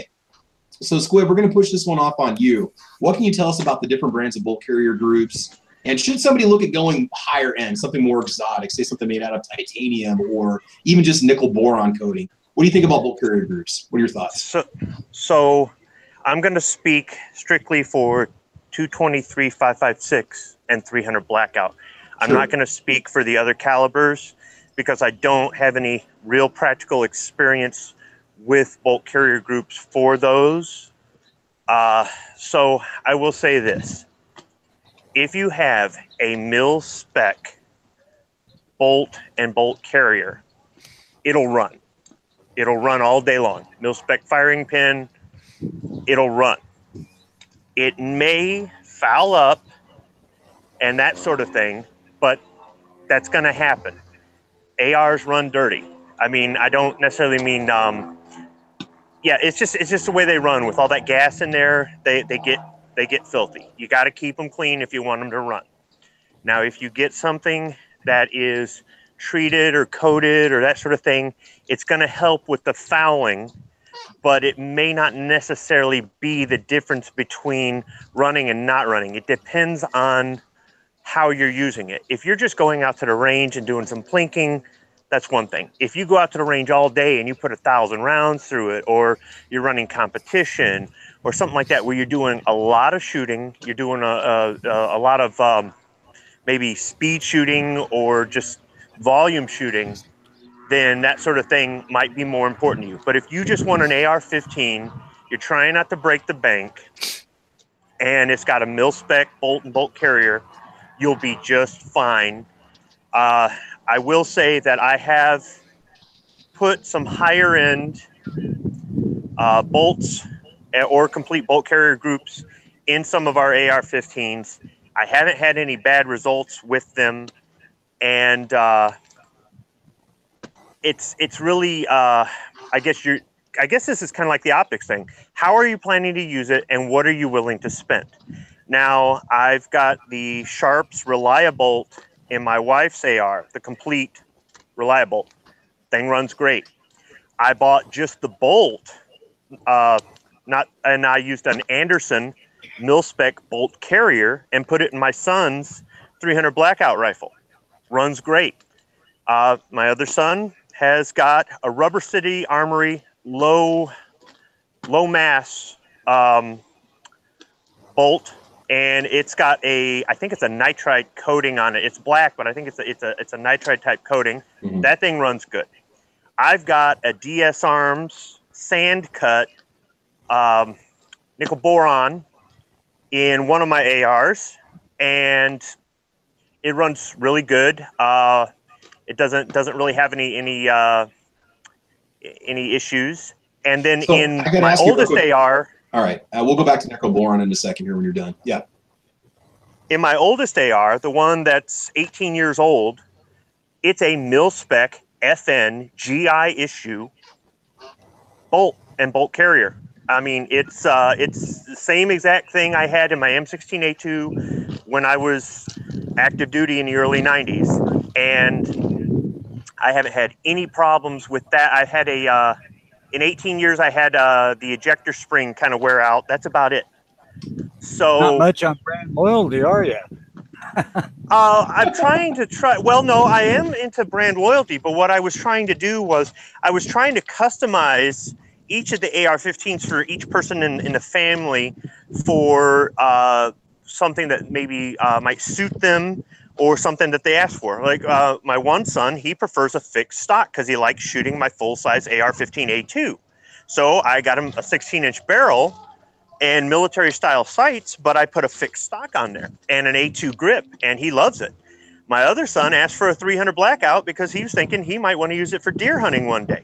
I built him a 300 blackout. My wife wanted something as light as possible, so I tried to get her something light. And I thought, you know what? If I'm putting some money into this stuff, let's get a little bit of variety. Let's get a little bit different. Let's try these things out. Let's just see if they're worth the extra money. There is a company in Tucson that makes a bolt. I think it's running around $350, and I'd like to get that for my next assembly and try that out. That's a little bit expensive, I think, for a bolt, but for me, that's one of the most important parts of the platform on an AR-15. It's got to be able to work. It's got to be able to. I mean, those things, they just have a tendency to foul up and jam. That's just something about them. Yeah. But if you don't have something that is, I mean, I also want to try a chrome-plated bolt if I can, and maybe just put it in a regular mil-spec bolt carrier. But if you don't have one, you'll still run. It's just, I'm just naming off all those different brands and styles because I want to show that you can get the aftermarket stuff and it will run fine. The DS Arms one that I have is a lot easier to clean than my mil-spec one. And those Relia bolts, they're, as far as I'm concerned, they're worth the money. And if you don't want to spend the money on the complete bolt and bolt carrier, just buy the bolt and throw it in a mil-spec carrier and you should be good to go. You know, I'm not a material scientist, and but you do notice the difference between the black nitride versus the anodized. And a question that we had, and you kind of got on this, and people are answering it in the side chat. When it comes to the nickel boron, do you run them completely loop free or not? A lot of guys say just a lighter coating of oil on the nickel boron. You know, that matte finish silver bolt is enough to get by. What's your experience with those? Do you have to lube those more or less than just standard mil-spec anodized or nitride bolt? For me, I don't lube it any more or any less. I'd say it's easier to clean, actually. Yeah, that's what a lot of guys are saying on the side chat. Yeah. And they don't foul up as much. It doesn't tend to stick, I guess you could say. It kind of breaks it free a little bit. But as far as oil, I tend to store the rifles with a light coat of oil, but when I take them out to the range, I'll hose them with Rem oil or something like that. Like I'll clean them with CLP or something like that, and I'll store them with that. But before I run them, I'll spray some Rem oil in there, or I'll put some more CLP in there, some other lubricant, and run them. And I guess it's just an old holdover from the military. We had issues with some of the weapon systems if we didn't oil the crap out of them. That's from 20 millimeter cannon all the way down. And it might have just been the type of environments we were in, and it's just an old habit for me. The problem with all that oil is that you get the oil leaking out of every orifice in the rifle, and then it starts getting all over everything, and sometimes it can even make a little bit extra smoke. But I guess I have never tried to do a study where I've seen if it runs with less lube, but I will say they're just easier to clean. Yeah. Can I interject here? Yeah, fire clean. If that bolt, your nickel boron coated bolt, is riding in something that ain't nickel boron coated, then you have to lubricate it India. Yeah, I wouldn't run the thing without lube, period. I don't understand the people that say I never clean my gun or I don't oil. Hey, man, that's your prerogative. It's your property. Do what you want. But like I said, it's probably just an old military thing for me is just lube the crap out of it. But when you store it with all that oil, it's just going to leak out all over the place. So I just use a light coat for storage. And then I oil it right before I right there at the range or right before we leave for the range. Here's a funny point. Squib, you're gonna like this one. This is a great comment because I was just reading about this last night. I was reading Q&A on bolt carrier groups that people were posting about bolt carrier groups, and it's amazing what people don't know. Rich White says, speaking of bolt carrier groups, has anyone ever had somebody argue with you that an M16 profile bolt carrier group is illegal to own because it makes an AR full auto? Well, your trigger can make your AR full auto, right? But we have triggers, don't we? The mil-spec bolt carrier that comes in your AR-15 will drop right into an M16 and run because there's no difference in it. There's absolutely no. It has nothing to do with the function of whether or not it's semi 3-round burst or full auto. Yeah. So it's you can thank the government for paying for the R&D on it. 70 years ago or whatever it was. Yeah, basically. Sean Newman makes a really good point here, and I think this is kind of what we're hitting on. This is the main thing. I've never had any issues with mil-spec bolt carrier groups, but a quality bolt carrier group is a nice upgrade to an otherwise basic rifle. Yes. I would put money into the bolt or bolt carrier before I put it into the trigger or something like that. It's just my personal preference. But if anybody has mil-spec and they're worried that it just won't run, it'll run. If you get something that's coated, it'll be easier to clean or it'll foul up less. Sorry about the airplane. I'm right next to an airport. It's interesting how these cell phones, you can be right up on it and talking into it, and it don't pick up your voice. But the airplane that's 1,000 feet above me, it'll put that whatever. Anyhow, like I said, unless you're really running the crap out of this thing and you're doing it on a regular basis, the coating and stuff is not necessary. But if you want to, put a little pizzazz on it or make it a little bit more reliable or a little bit easier to clean or that sort of thing, or you just want to do like what I did and said, well, I'm building a bunch of these things, I might as well just experiment with see. And so far I haven't run into a bad brand, but I definitely haven't tried everything out there. What I've noticed between like an Anderson Bolt or PSA or Bear Creek Arsenal is the difference in the finish, like the edges, not necessarily the coating, but you do see a little bit. I don't know, in my opinion, the Anderson bolts tend to be a little bit rougher finish. It doesn't affect function at all, but you just kind of notice a little more attention to detail in the finish, and they're absolute bargain basement bolt versus something from PSA or something from Bear Creek. So you might notice a little. They're still mil-spec though. Yeah, they're still. They might be a little rougher, but they still fall within mil-spec. Yeah, and that's the key. Will run. Yeah, so if you got the money, you want to try something exotic and fun, go try it. Go do some research on it. Make sure it's going to be a solid bolt carrier group, and it depends on your application, competition versus home defense or casual weekend shooter. And honestly, I can't tell you. I don't know what the difference is like with PSA between the Freedom and the Classic. I think the Classic line, if I'm not mistaken, is more similar to mil-spec in terms of coatings, finish, not necessarily mechanical function. Versus the Freedom line, which I think is a little bit cheaper. That's always something I've been trying to figure out. I think the Freedom line has more imported parts in it than their Classic line. Okay. Because I contacted Palmetto State Armory multiple times about the country of origin of their AR components, and I got a lot of not wanting to answer me, or finally coming back and going, yes, we have imported parts in our guns. Okay. But we're not telling you where they're coming from, and it's like, oh, well, thanks for nothing. So, yeah, sorry. I was going to interject something. Normally, when it comes to bolt carrier groups, the bolt carrier groups will most likely run no matter where you get them, unless they're like cheap Chinese parts that you somehow stumble across. But the first thing to break in the bolt carrier group is the firing pin. So I set a link. Or springs. Yeah.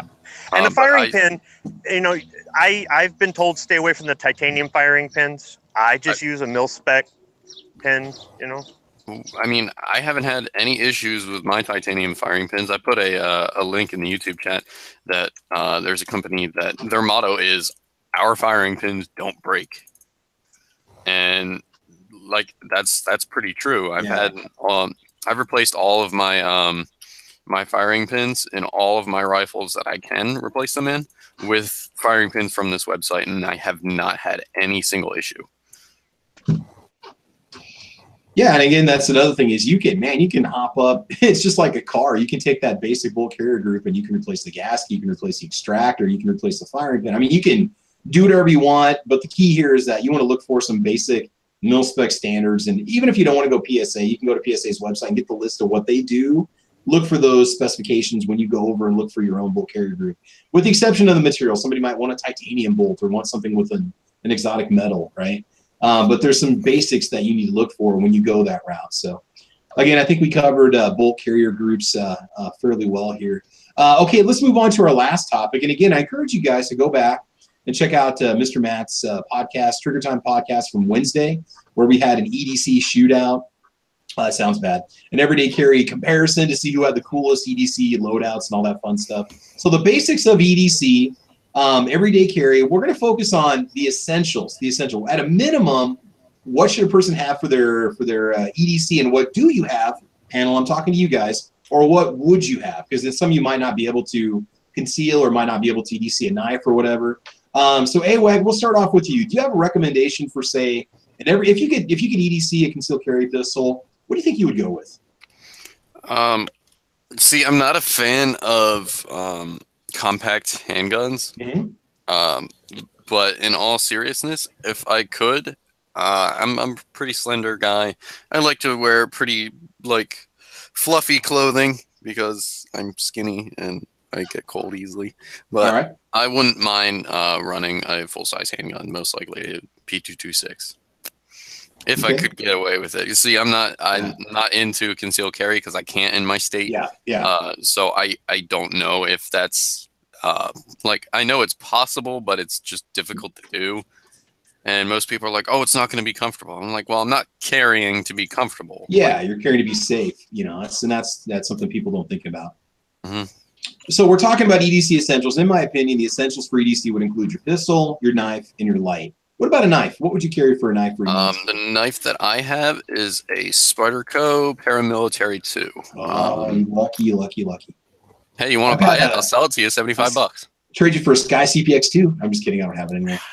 Yeah, and now is it a real Paramilitary 2 or is it a knockoff from eBay? No, it's a real one. Those are awesome knives, man. Mm-hmm. Flashlights. Do you have a preference for flashlights? Actually, I just got a flashlight off of Amazon a few days ago, and that's on my home defense rifle now. But oh, okay, cool. It is a Streamlight. Oh crap, I forget what the model is. I think it's like an 88066. Okay. Let me see if I can bring it up. Their 1,000 lumen tack light. Oh my god. It's tiny though. It's small. Yeah. It's nice and small. Yeah. Let's see. Screen share, please, Google. Cooperate. There we go. Okay. I mean, $100 free shipping. It's not bad at all.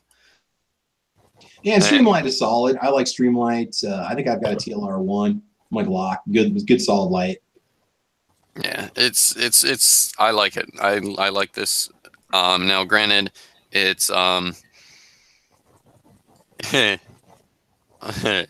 drains battery like it's its job because it can run for 2 hours on 1,000 lumens, which, I mean, you're not going to be leaving it on for that long unless you're like in the woods or something at nighttime. Stuck in a tunnel or something trying to make your way out. Yeah.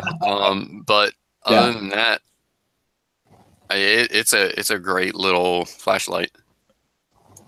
Nate's chiming in. Oh, go ahead. On my pistol, on my P226, I run a TLR3. If I can find that. Sorry about the dogs in the background. Streamlight.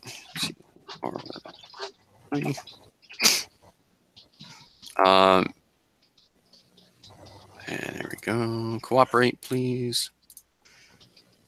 There we go. This is the light that I'm running on my P226. It's a nice little light. I think it's 300 lumens, 400 maybe. Yeah, you don't really want to overdo it with the lumens. It kind of depends on your lighting environment. If you've got white walls in your home, you can almost blind yourself with the glare if it's pitch black and you flip your light on to check something.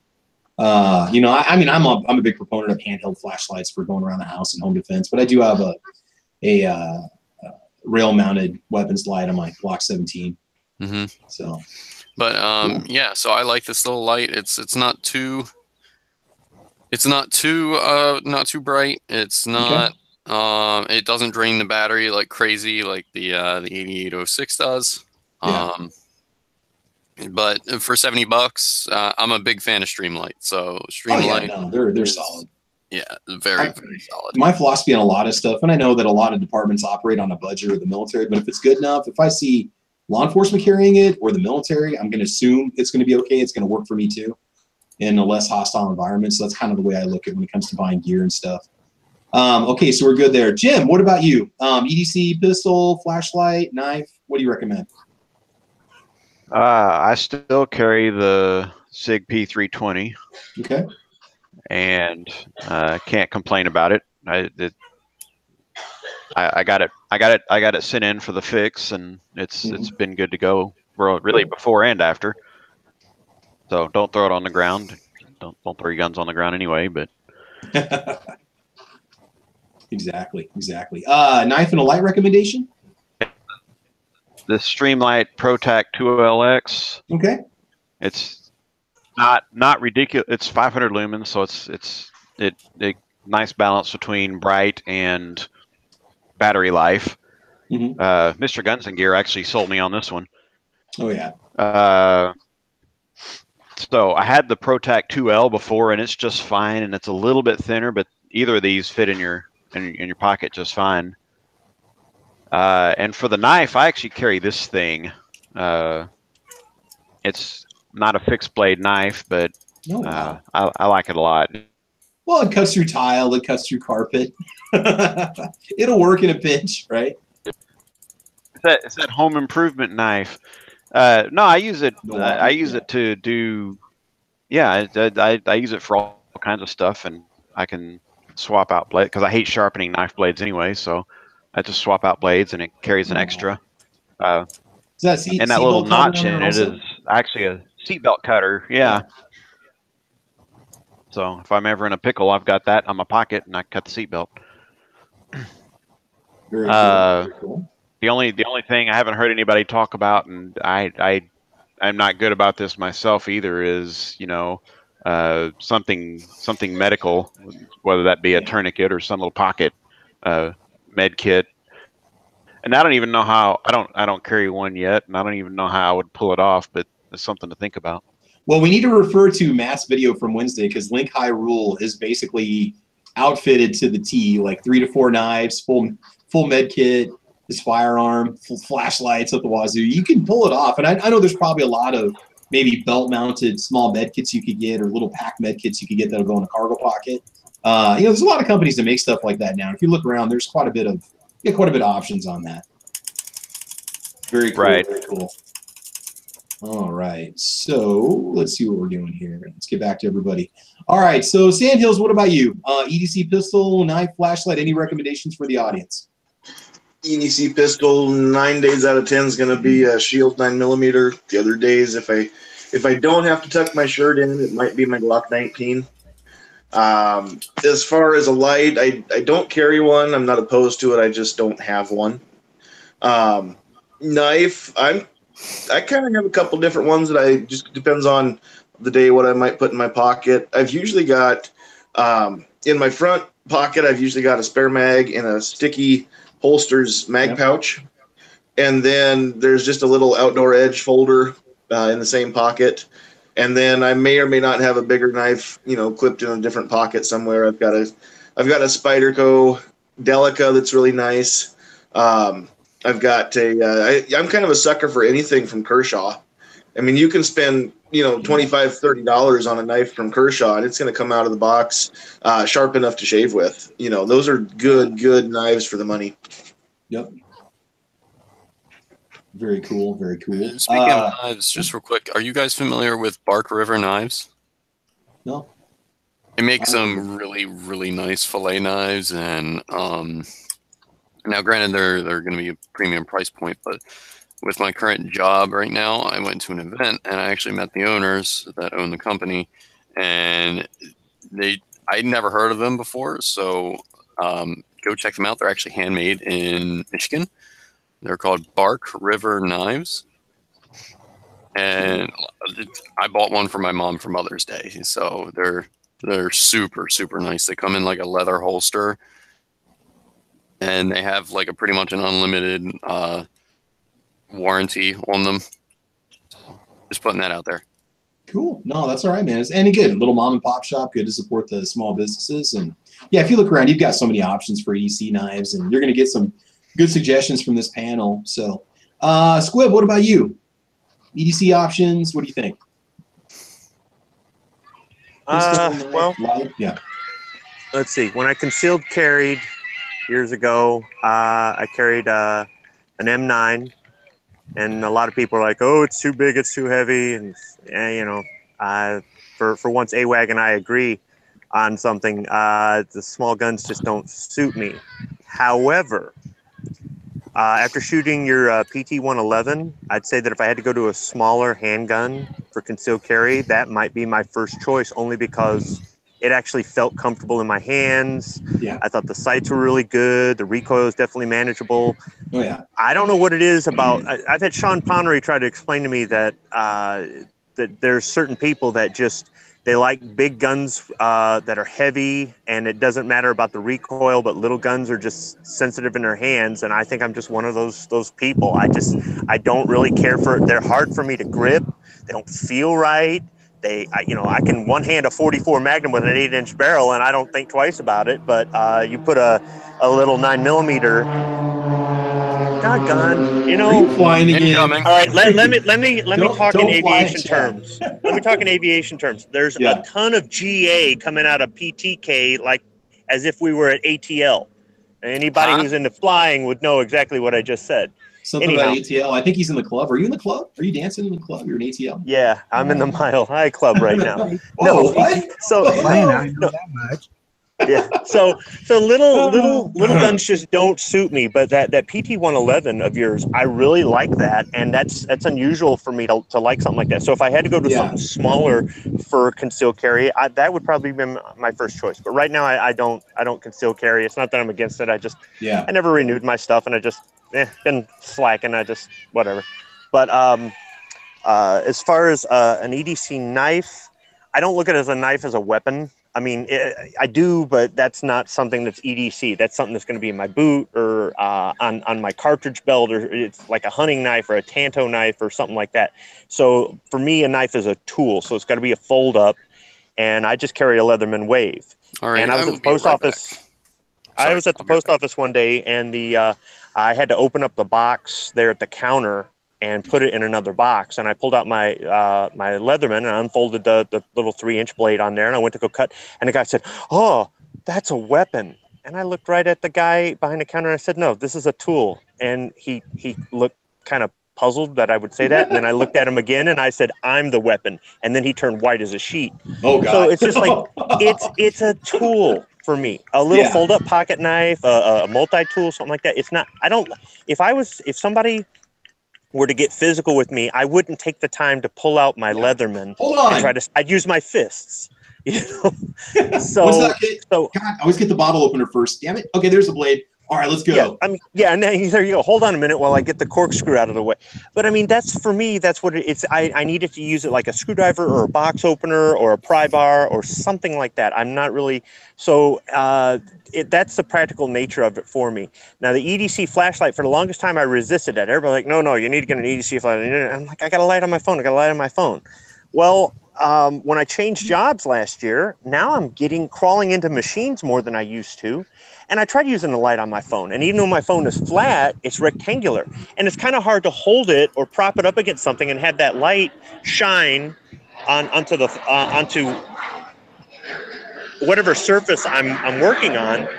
And plus the light really isn't that good. I realized once I started crawling inside these machines, it's not really that good. And in the company toolbox, I've got mag lights. Well, mag lights are great because they're inexpensive, and you can use that as a weapon if you had to, but that's obviously too big to carry for an EDC. So my father got me a small little EDC flashlight for a Christmas present. What is this thing? This is an XML-T6. It's a Pro 4 tactical. And I guess you can get these on Amazon, like one for $15 or two for $20. And it's small. You can expand or broaden the beam. It's bright enough. If you lose it or break it, who cares? I've already had to sew the sheath back together once, and I've got the bottom wrapped in black duct tape to keep this thing from falling out. But otherwise, though, I mean, that's what an EDC flashlight needs to be. It needs to be something that if I lose it or break it, I don't care, but it's got to be small enough that I can use it for work. If I'm crawling inside a machine and I've got this thing in my hand, I can fit it between tight spaces, and it's got to be bright enough or have a beam that I can either make narrow or broad, depending on whether or not I'm looking into a sight glass to look inside a machine to see what's going on, or if I need a broad, because I'm outside and I'm looking around for something. So for me, it's more of a work thing. But I will say I've started, if I got this thing on my belt, I'm using it around the house all the time. I never even realized. Yeah. So I don't know, for anybody out there who isn't EDCing a flashlight, maybe once you do, you'll start using it more and go, where's this been all my life? I don't know. Yeah, no, they're so handy. Whether you got to get something underneath the counter or got to go get something out of the shed, or, it's just nice to have you drop something in your car. There's been some things that people on gun channels have told me before, and I've kind of resisted or just been like, nah, I don't need that in my life. And then over time I realized, they did have a point to what they were saying. I'm not saying that everybody's always right all the time, or what works for somebody else is going to work for me, but I'm not so narrow-minded that I don't ever say, maybe I'll try it, Yeah, so yeah. I will say the EDC flashlight has worked out well for me. And I would love to buy an affordable, albeit semi-expensive, American-made EDC flashlight. But my concern with that is that I would lose it or break it. It's the same thing with my safety glasses. I don't care if I buy a $2 pair of made in Chinese safety glasses, because if I scratch them, lose them, break them, it's $2. Who cares? Same thing with sunglasses, stuff like that. Even though I am, all about buy American, there's certain items, certain things that are just way too easy to lose or break or wear out that I'm just kind of like, throw it in the gutter and go get another. So if somebody else wants to get a more expensive light, or there is a company out there making American-made lights or whatnot, it's user preference. So, well, you can get the Magpul pen lights that take 2 AA batteries for $10 at Walmart, and I'm pretty sure those are made in the USA. Or not Magpul, I'm sorry. What the hell are they called again? Maglite. Maglite. The Maglite. Magpul. The Maglite 2 AA. You can get them as an LED for like 20 or 30, or a standard bulb for 10. I've got them all over the house. And you can take off the end. You can unscrew them and use them as a torch, which is kind of cool. They light up a whole room. Sounds like a good stocking stuffer. Oh, they're awesome. They have them. Walmart usually sells them in camouflage, and they come with a pouch and 2 extra bulbs. And they're usually $9.97, $8.97. I found the camo ones at Target actually a couple times too. So they make them in different. I get them in red anodized, and the reason why is because it's easier to see. When I open a drawer, the red light I can see the red reflective in like a dark drawer, or I have one up on my desk up in my classroom because we've had the power go off up at school a couple times, so I've had some light in my room. So yeah, I mean, you can get into mag lights for, you don't have to spend a lot of money on them, which is kind of nice. And they're not the big heavy bulky ones, and they're all aluminum. They're decent. Okay, Tony, let's move on to you. Suggestions for EDC, whether you conceal or not, a nice knife, light. What works for you, Tony?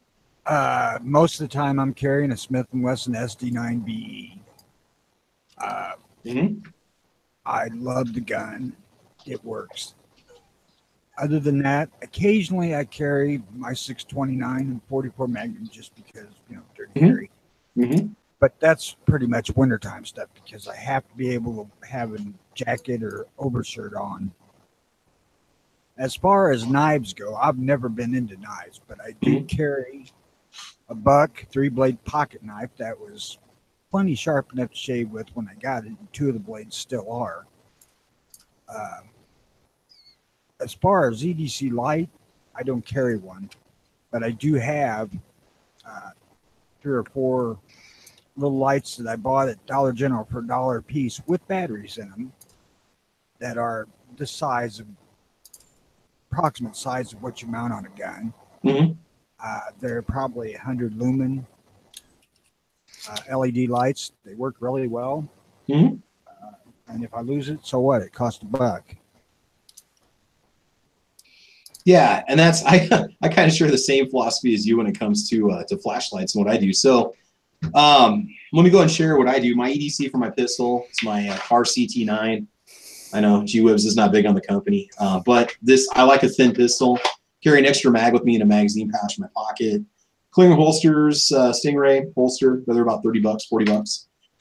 The blade, this was given to me by Mel the Nut. I think you guys know Mel. He's commented on a lot of our videos. He's in a lot of our podcasts. This is the Kershaw designed by Emerson. It flips out when you whip it out of your pocket. Now for Nebraska, you have to keep this. You have to be able to see some of the knife sticking out of your pocket. If the blade is over 3 1/4 inches, it's considered a knife. If it's not, depending on its intent, it may or may not be used. It may or may not be considered as a dangerous weapon under Nebraska law. So you're talking about having like a 3.5-inch blade on your Leatherman. If you have that in your pocket or it's totally concealed, and you're just using it if you get pulled over and you get searched and they pull it out of your pocket, your intent is not to do harm with that blade. Although technically in Nebraska law that'd be considered a concealed weapon because of the blade size. Even if it's less than that, if you use it as a weapon, it could be considered a dangerous weapon, but not a knife. So all in all, the whole point behind this is I have to have a clip knife. I don't even keep a little tiny, what is it that I have? I have the Victorinox Cadet. That was my favorite knife for the longest time. I always kept it in my pocket. Not anymore, just because I don't want any legal issues. But this is about a $25 knife. I think Mel got this on sale on clearance at Walmart for like $12. And this little guy is just awesome. More of a fighting knife. It's a little cumbersome to open up to do small detail cutting, so I do need to get something a little bit smaller. But again, just $25 knife. These things are awesome. As for a light, I use an Ultrafire 7-watt 300 lumen flashlight that I buy off Amazon. These are $6 a piece. They run on a AA battery. I replace the batteries every year, whether they need it or not. You can pull this out and you can change the beam pattern. You can make it sharper or make it fan out more, which is kind of nice. So this little guy is just awesome. And it's got 2 different brightness modes. You got bright, low. You can't tell on the camera. And then you've got the strobe mode, which is nice too. So the reason why I buy cheap flashlights is because I lose them or I forget where I put them or drop them or whatever. So I don't spend a lot of money. I don't have an expensive dedicated flashlight in my collection at all. $10 for those mag lights. What's that, Tony? I need to chime in here a little bit more detail on my light. Yeah, go ahead, dude. As far as its functions go, it's on or off. That's it. That's all it does. Okay. And yeah, I agree with Tony there. I mean, having the strobes and all those other features are nice, but when I'm using it, I just need a simple on, off. The only adjustment I need is on the width of the beam. Otherwise, it's starting to get too complicated for a guy like me. Yeah. No, I don't blame you. Yeah, it is a little annoying because I'm like, okay, it's on low, it's on strobe, it's on high. Okay, now I can use it. For me, it's just inexpensive, $6. You can go to places like wish.com and buy these in bulk. You can buy like 5 or 10 at a time and end up being $3 or $4. Okay, real quick, Nightwolf asked a question. Nightwolf, I did answer this at the beginning of the chat. You might not have seen it. The price of the Kimber Custom TLE2, if we're talking, I don't know much about Kimber. I'm assuming we're talking about a Kimber pistol, right? I looked it up real quick. Bass Pro Shops was $1,099, if that answers your question. So Nightwolf, I hope that answers your question. I'm assuming I don't even know what that is, but I looked it up quick and just saw the listing on Google and I saw $1,099. So if that's what you want to check out. So for lights, again, you just go with what works best for you. These are kind of a heavy aluminum case. I've dropped these and banged them up quite a bit and haven't broken one of them. I've had one out of probably 15 or 20 that I bought. I keep these in every room, multiple drawers, because here we do have the power go out during storms, and I don't want to have to hunt around for flashlights. I keep them downstairs, the kitchen, the bedrooms, the bathroom. They're all over the place. I've only had one that had a bad switch on it, and I sent it back to the company, and they sent me a new one. No questions asked. So that's it. So yeah, Nightwolf, I'm seeing $1,099 at Bass Pro Shops. You can maybe use that as your price standard for that pistol. So otherwise, guys, we went through 3 topics in almost 2 hours. I don't know, anything else you guys want to add? We're just going to run through the panel. You can plug your channel if you want. You can say whatever you want to say, and then we'll go ahead and move out of here. Tony, we'll start with you. Anything you want to mention before we call it? Catch me and whoever I get to co-host, currently it's G-Webs, on the Early Watch. Okay. Weekday mornings, and I don't know what time because we're fixing to change that, I think. It's should be at 8 a.m. Central, but we'll see. And if you need to get a hold of me for information you would like to share or whatnot for the Early Watch, you can email me at earlywatchil@gmail.com. And that's Early Watch, the abbreviation for the state of Illinois, which the hell I'm in, at Gmail. Cool. And that comes directly to me. Mm-hmm. Right on, man. Yeah, I mean, I'm hoping I can join in one of your morning podcasts at some point this summer too. I got a little more kind of have free time. I got a lot of stuff to do, but I would like to join in. You guys have a great show. And honestly, it was you guys and it's the Daily Gun Show that brought me in to gun videos on YouTube and gun channels and stuff. You guys single-handedly did it. I just started playing your podcasts and got hooked and listened all the time as much as I can. So thank you, Tony. Squib, anything you want to plug before we call it? Yeah, if you guys want more information on AR-15 bolts and bolt carrier groups, I suggest going on YouTube or gun channels and typing in Dead Horse, all one word, lowercase. Dead Horse is a gun channels member in Utah who, I don't want to call him an amateur AR-15 builder, but he's also not a gunsmith either.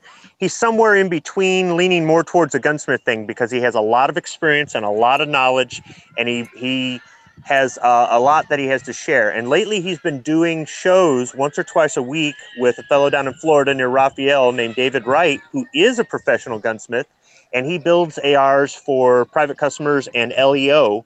And together you get an interesting perspective. You kind of get the backyard mechanic and the master mechanic together, and they've got a lot of good things to say. So especially with their recent shows, but if you go back, Dead Horse has videos where he shows how to assemble some of the stuff or gives little pointers or whatnot. But if you want to set through some of the shows that are, sometimes last 2 or 3 hours, there's a lot of good information out there.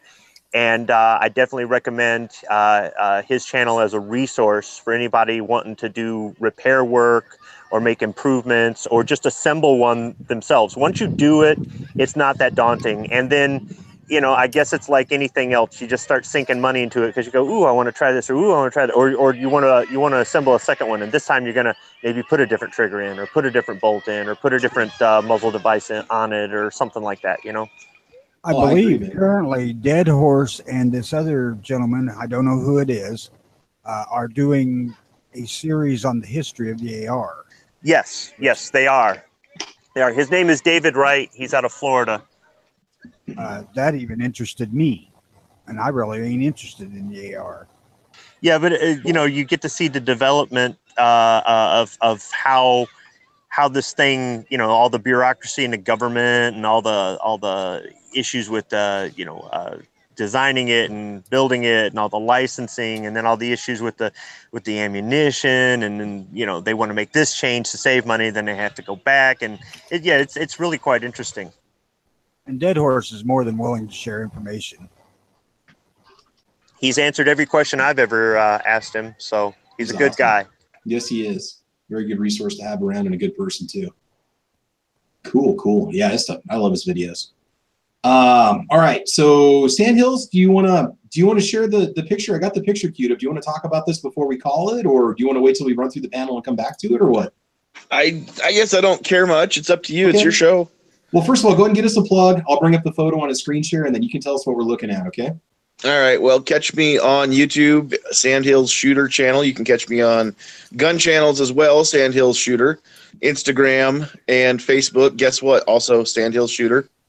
Like we said at the beginning, we got some stickers came in. I'm getting those out to people that want those. So hit me up. You can either send me a message or an email at sandhillsshooter@gmail.com, or just message me on Facebook or Instagram if you're interested in something like that. But yeah, I wanted to talk about this cool picture because USA Today strikes again here. So what are we looking at here, man? All right, so can you lock that onto you? So there it goes. So they're talking about people smuggling marijuana out of Colorado and it's going to other states. And if you look at that picture, that's not Colorado.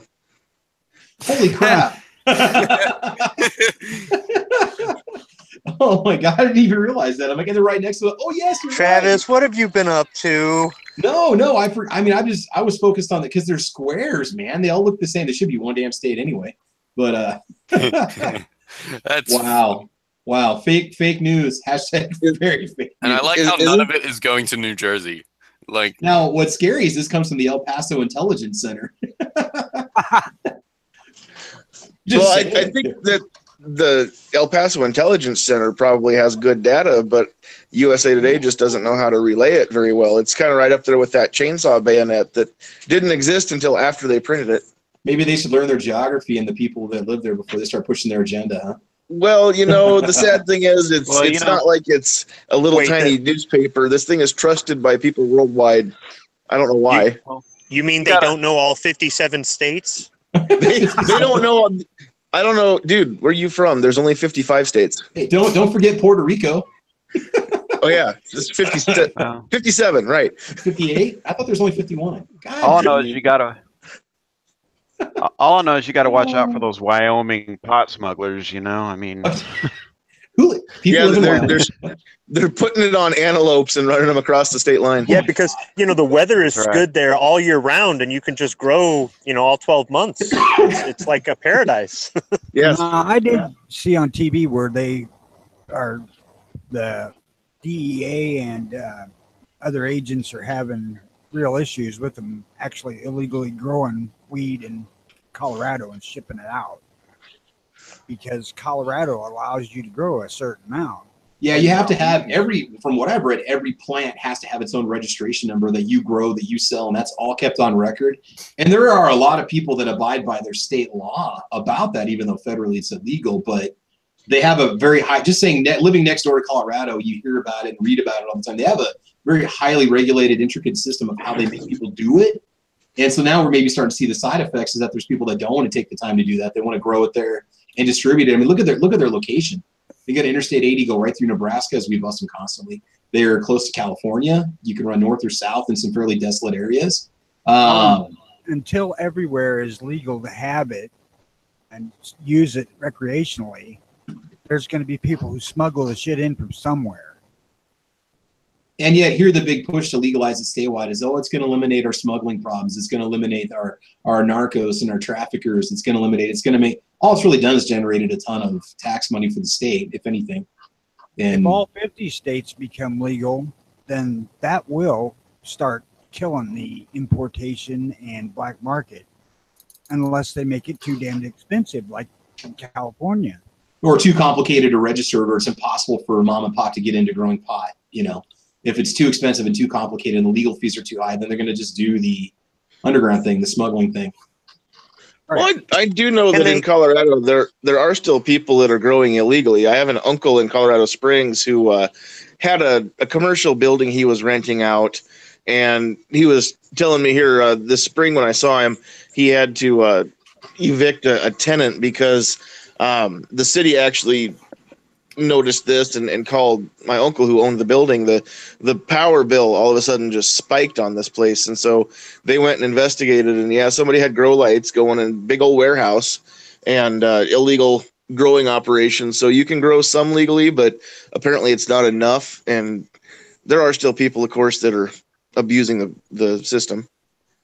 Well, yeah, you can't grow enough to supply the whole rest of the damn country legally.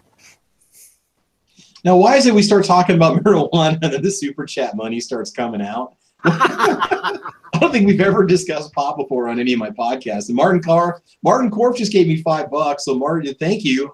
Feel free to ask a question if you want to, or if there's something we can do for you. Has anybody donated $4.20 yet? $4.20. We're going to have to run over to Colorado and get a big old baggie and bring it back, and we'll all do show high.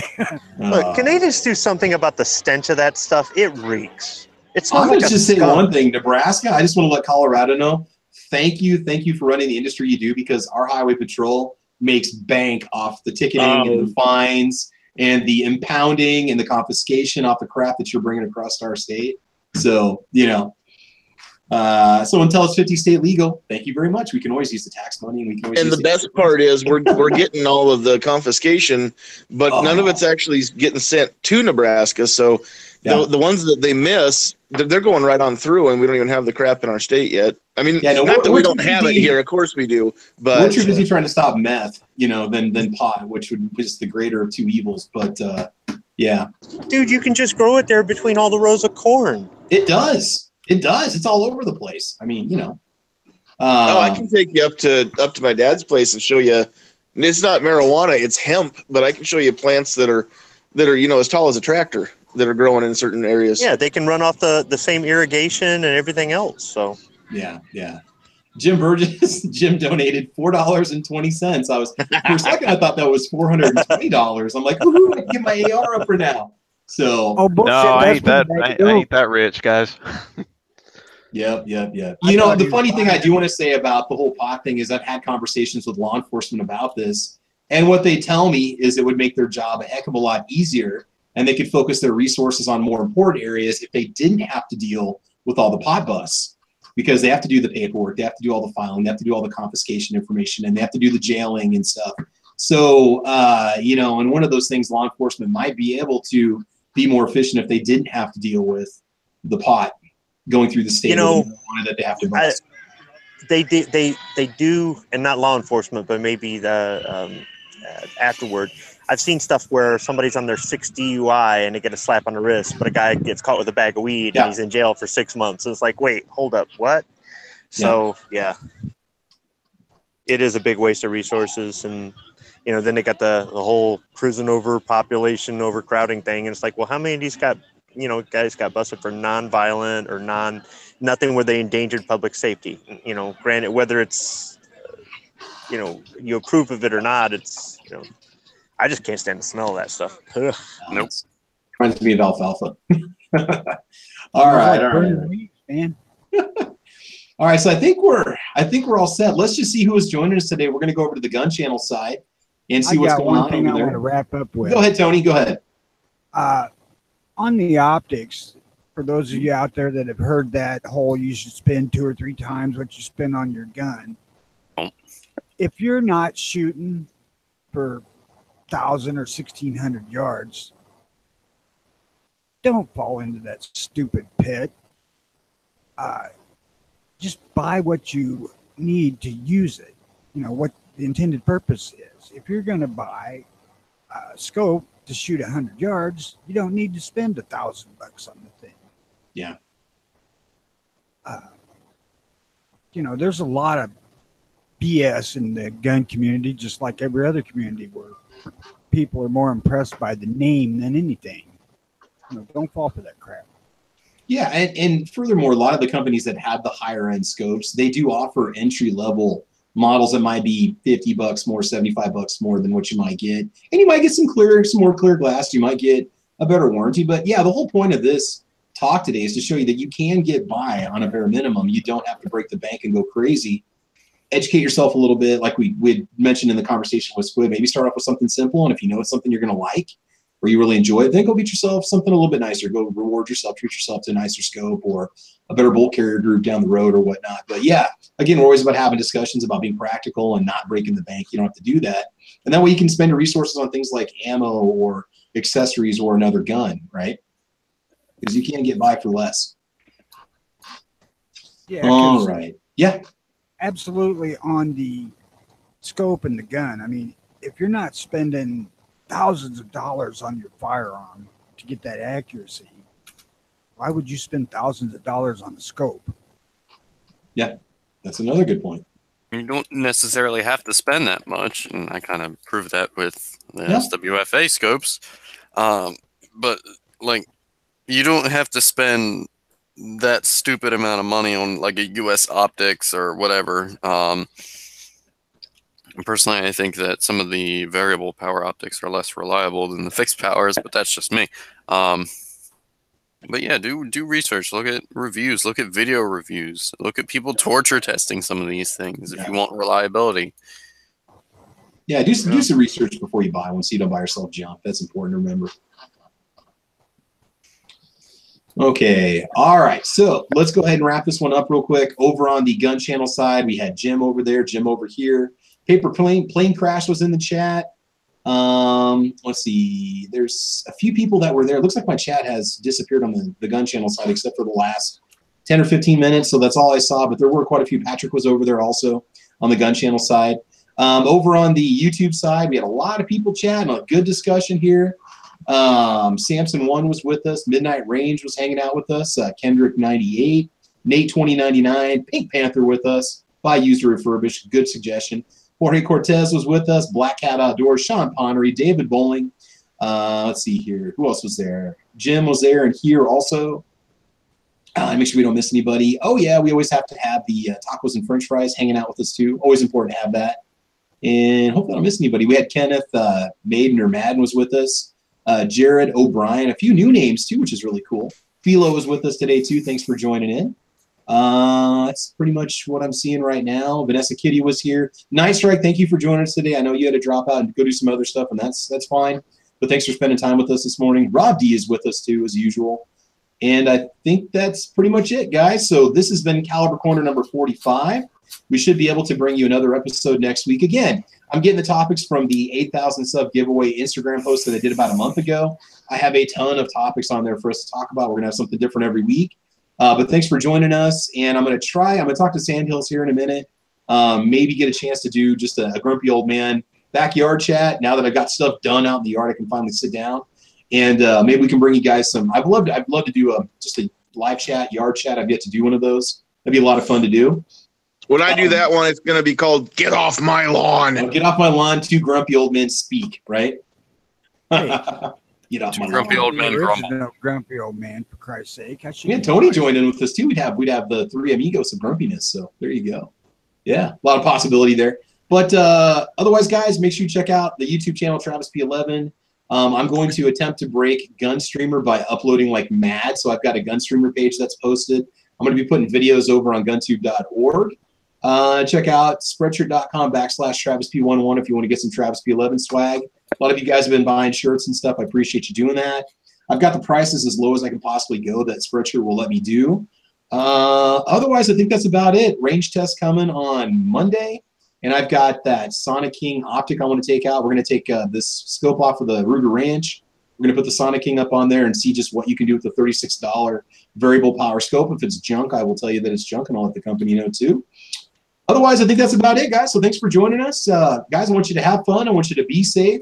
And as you know, we will always talk to you soon. So take care, guys. Bye-bye. Good day, everybody. Bye, Felicia. Bye, Alicia. Adios, Felicia.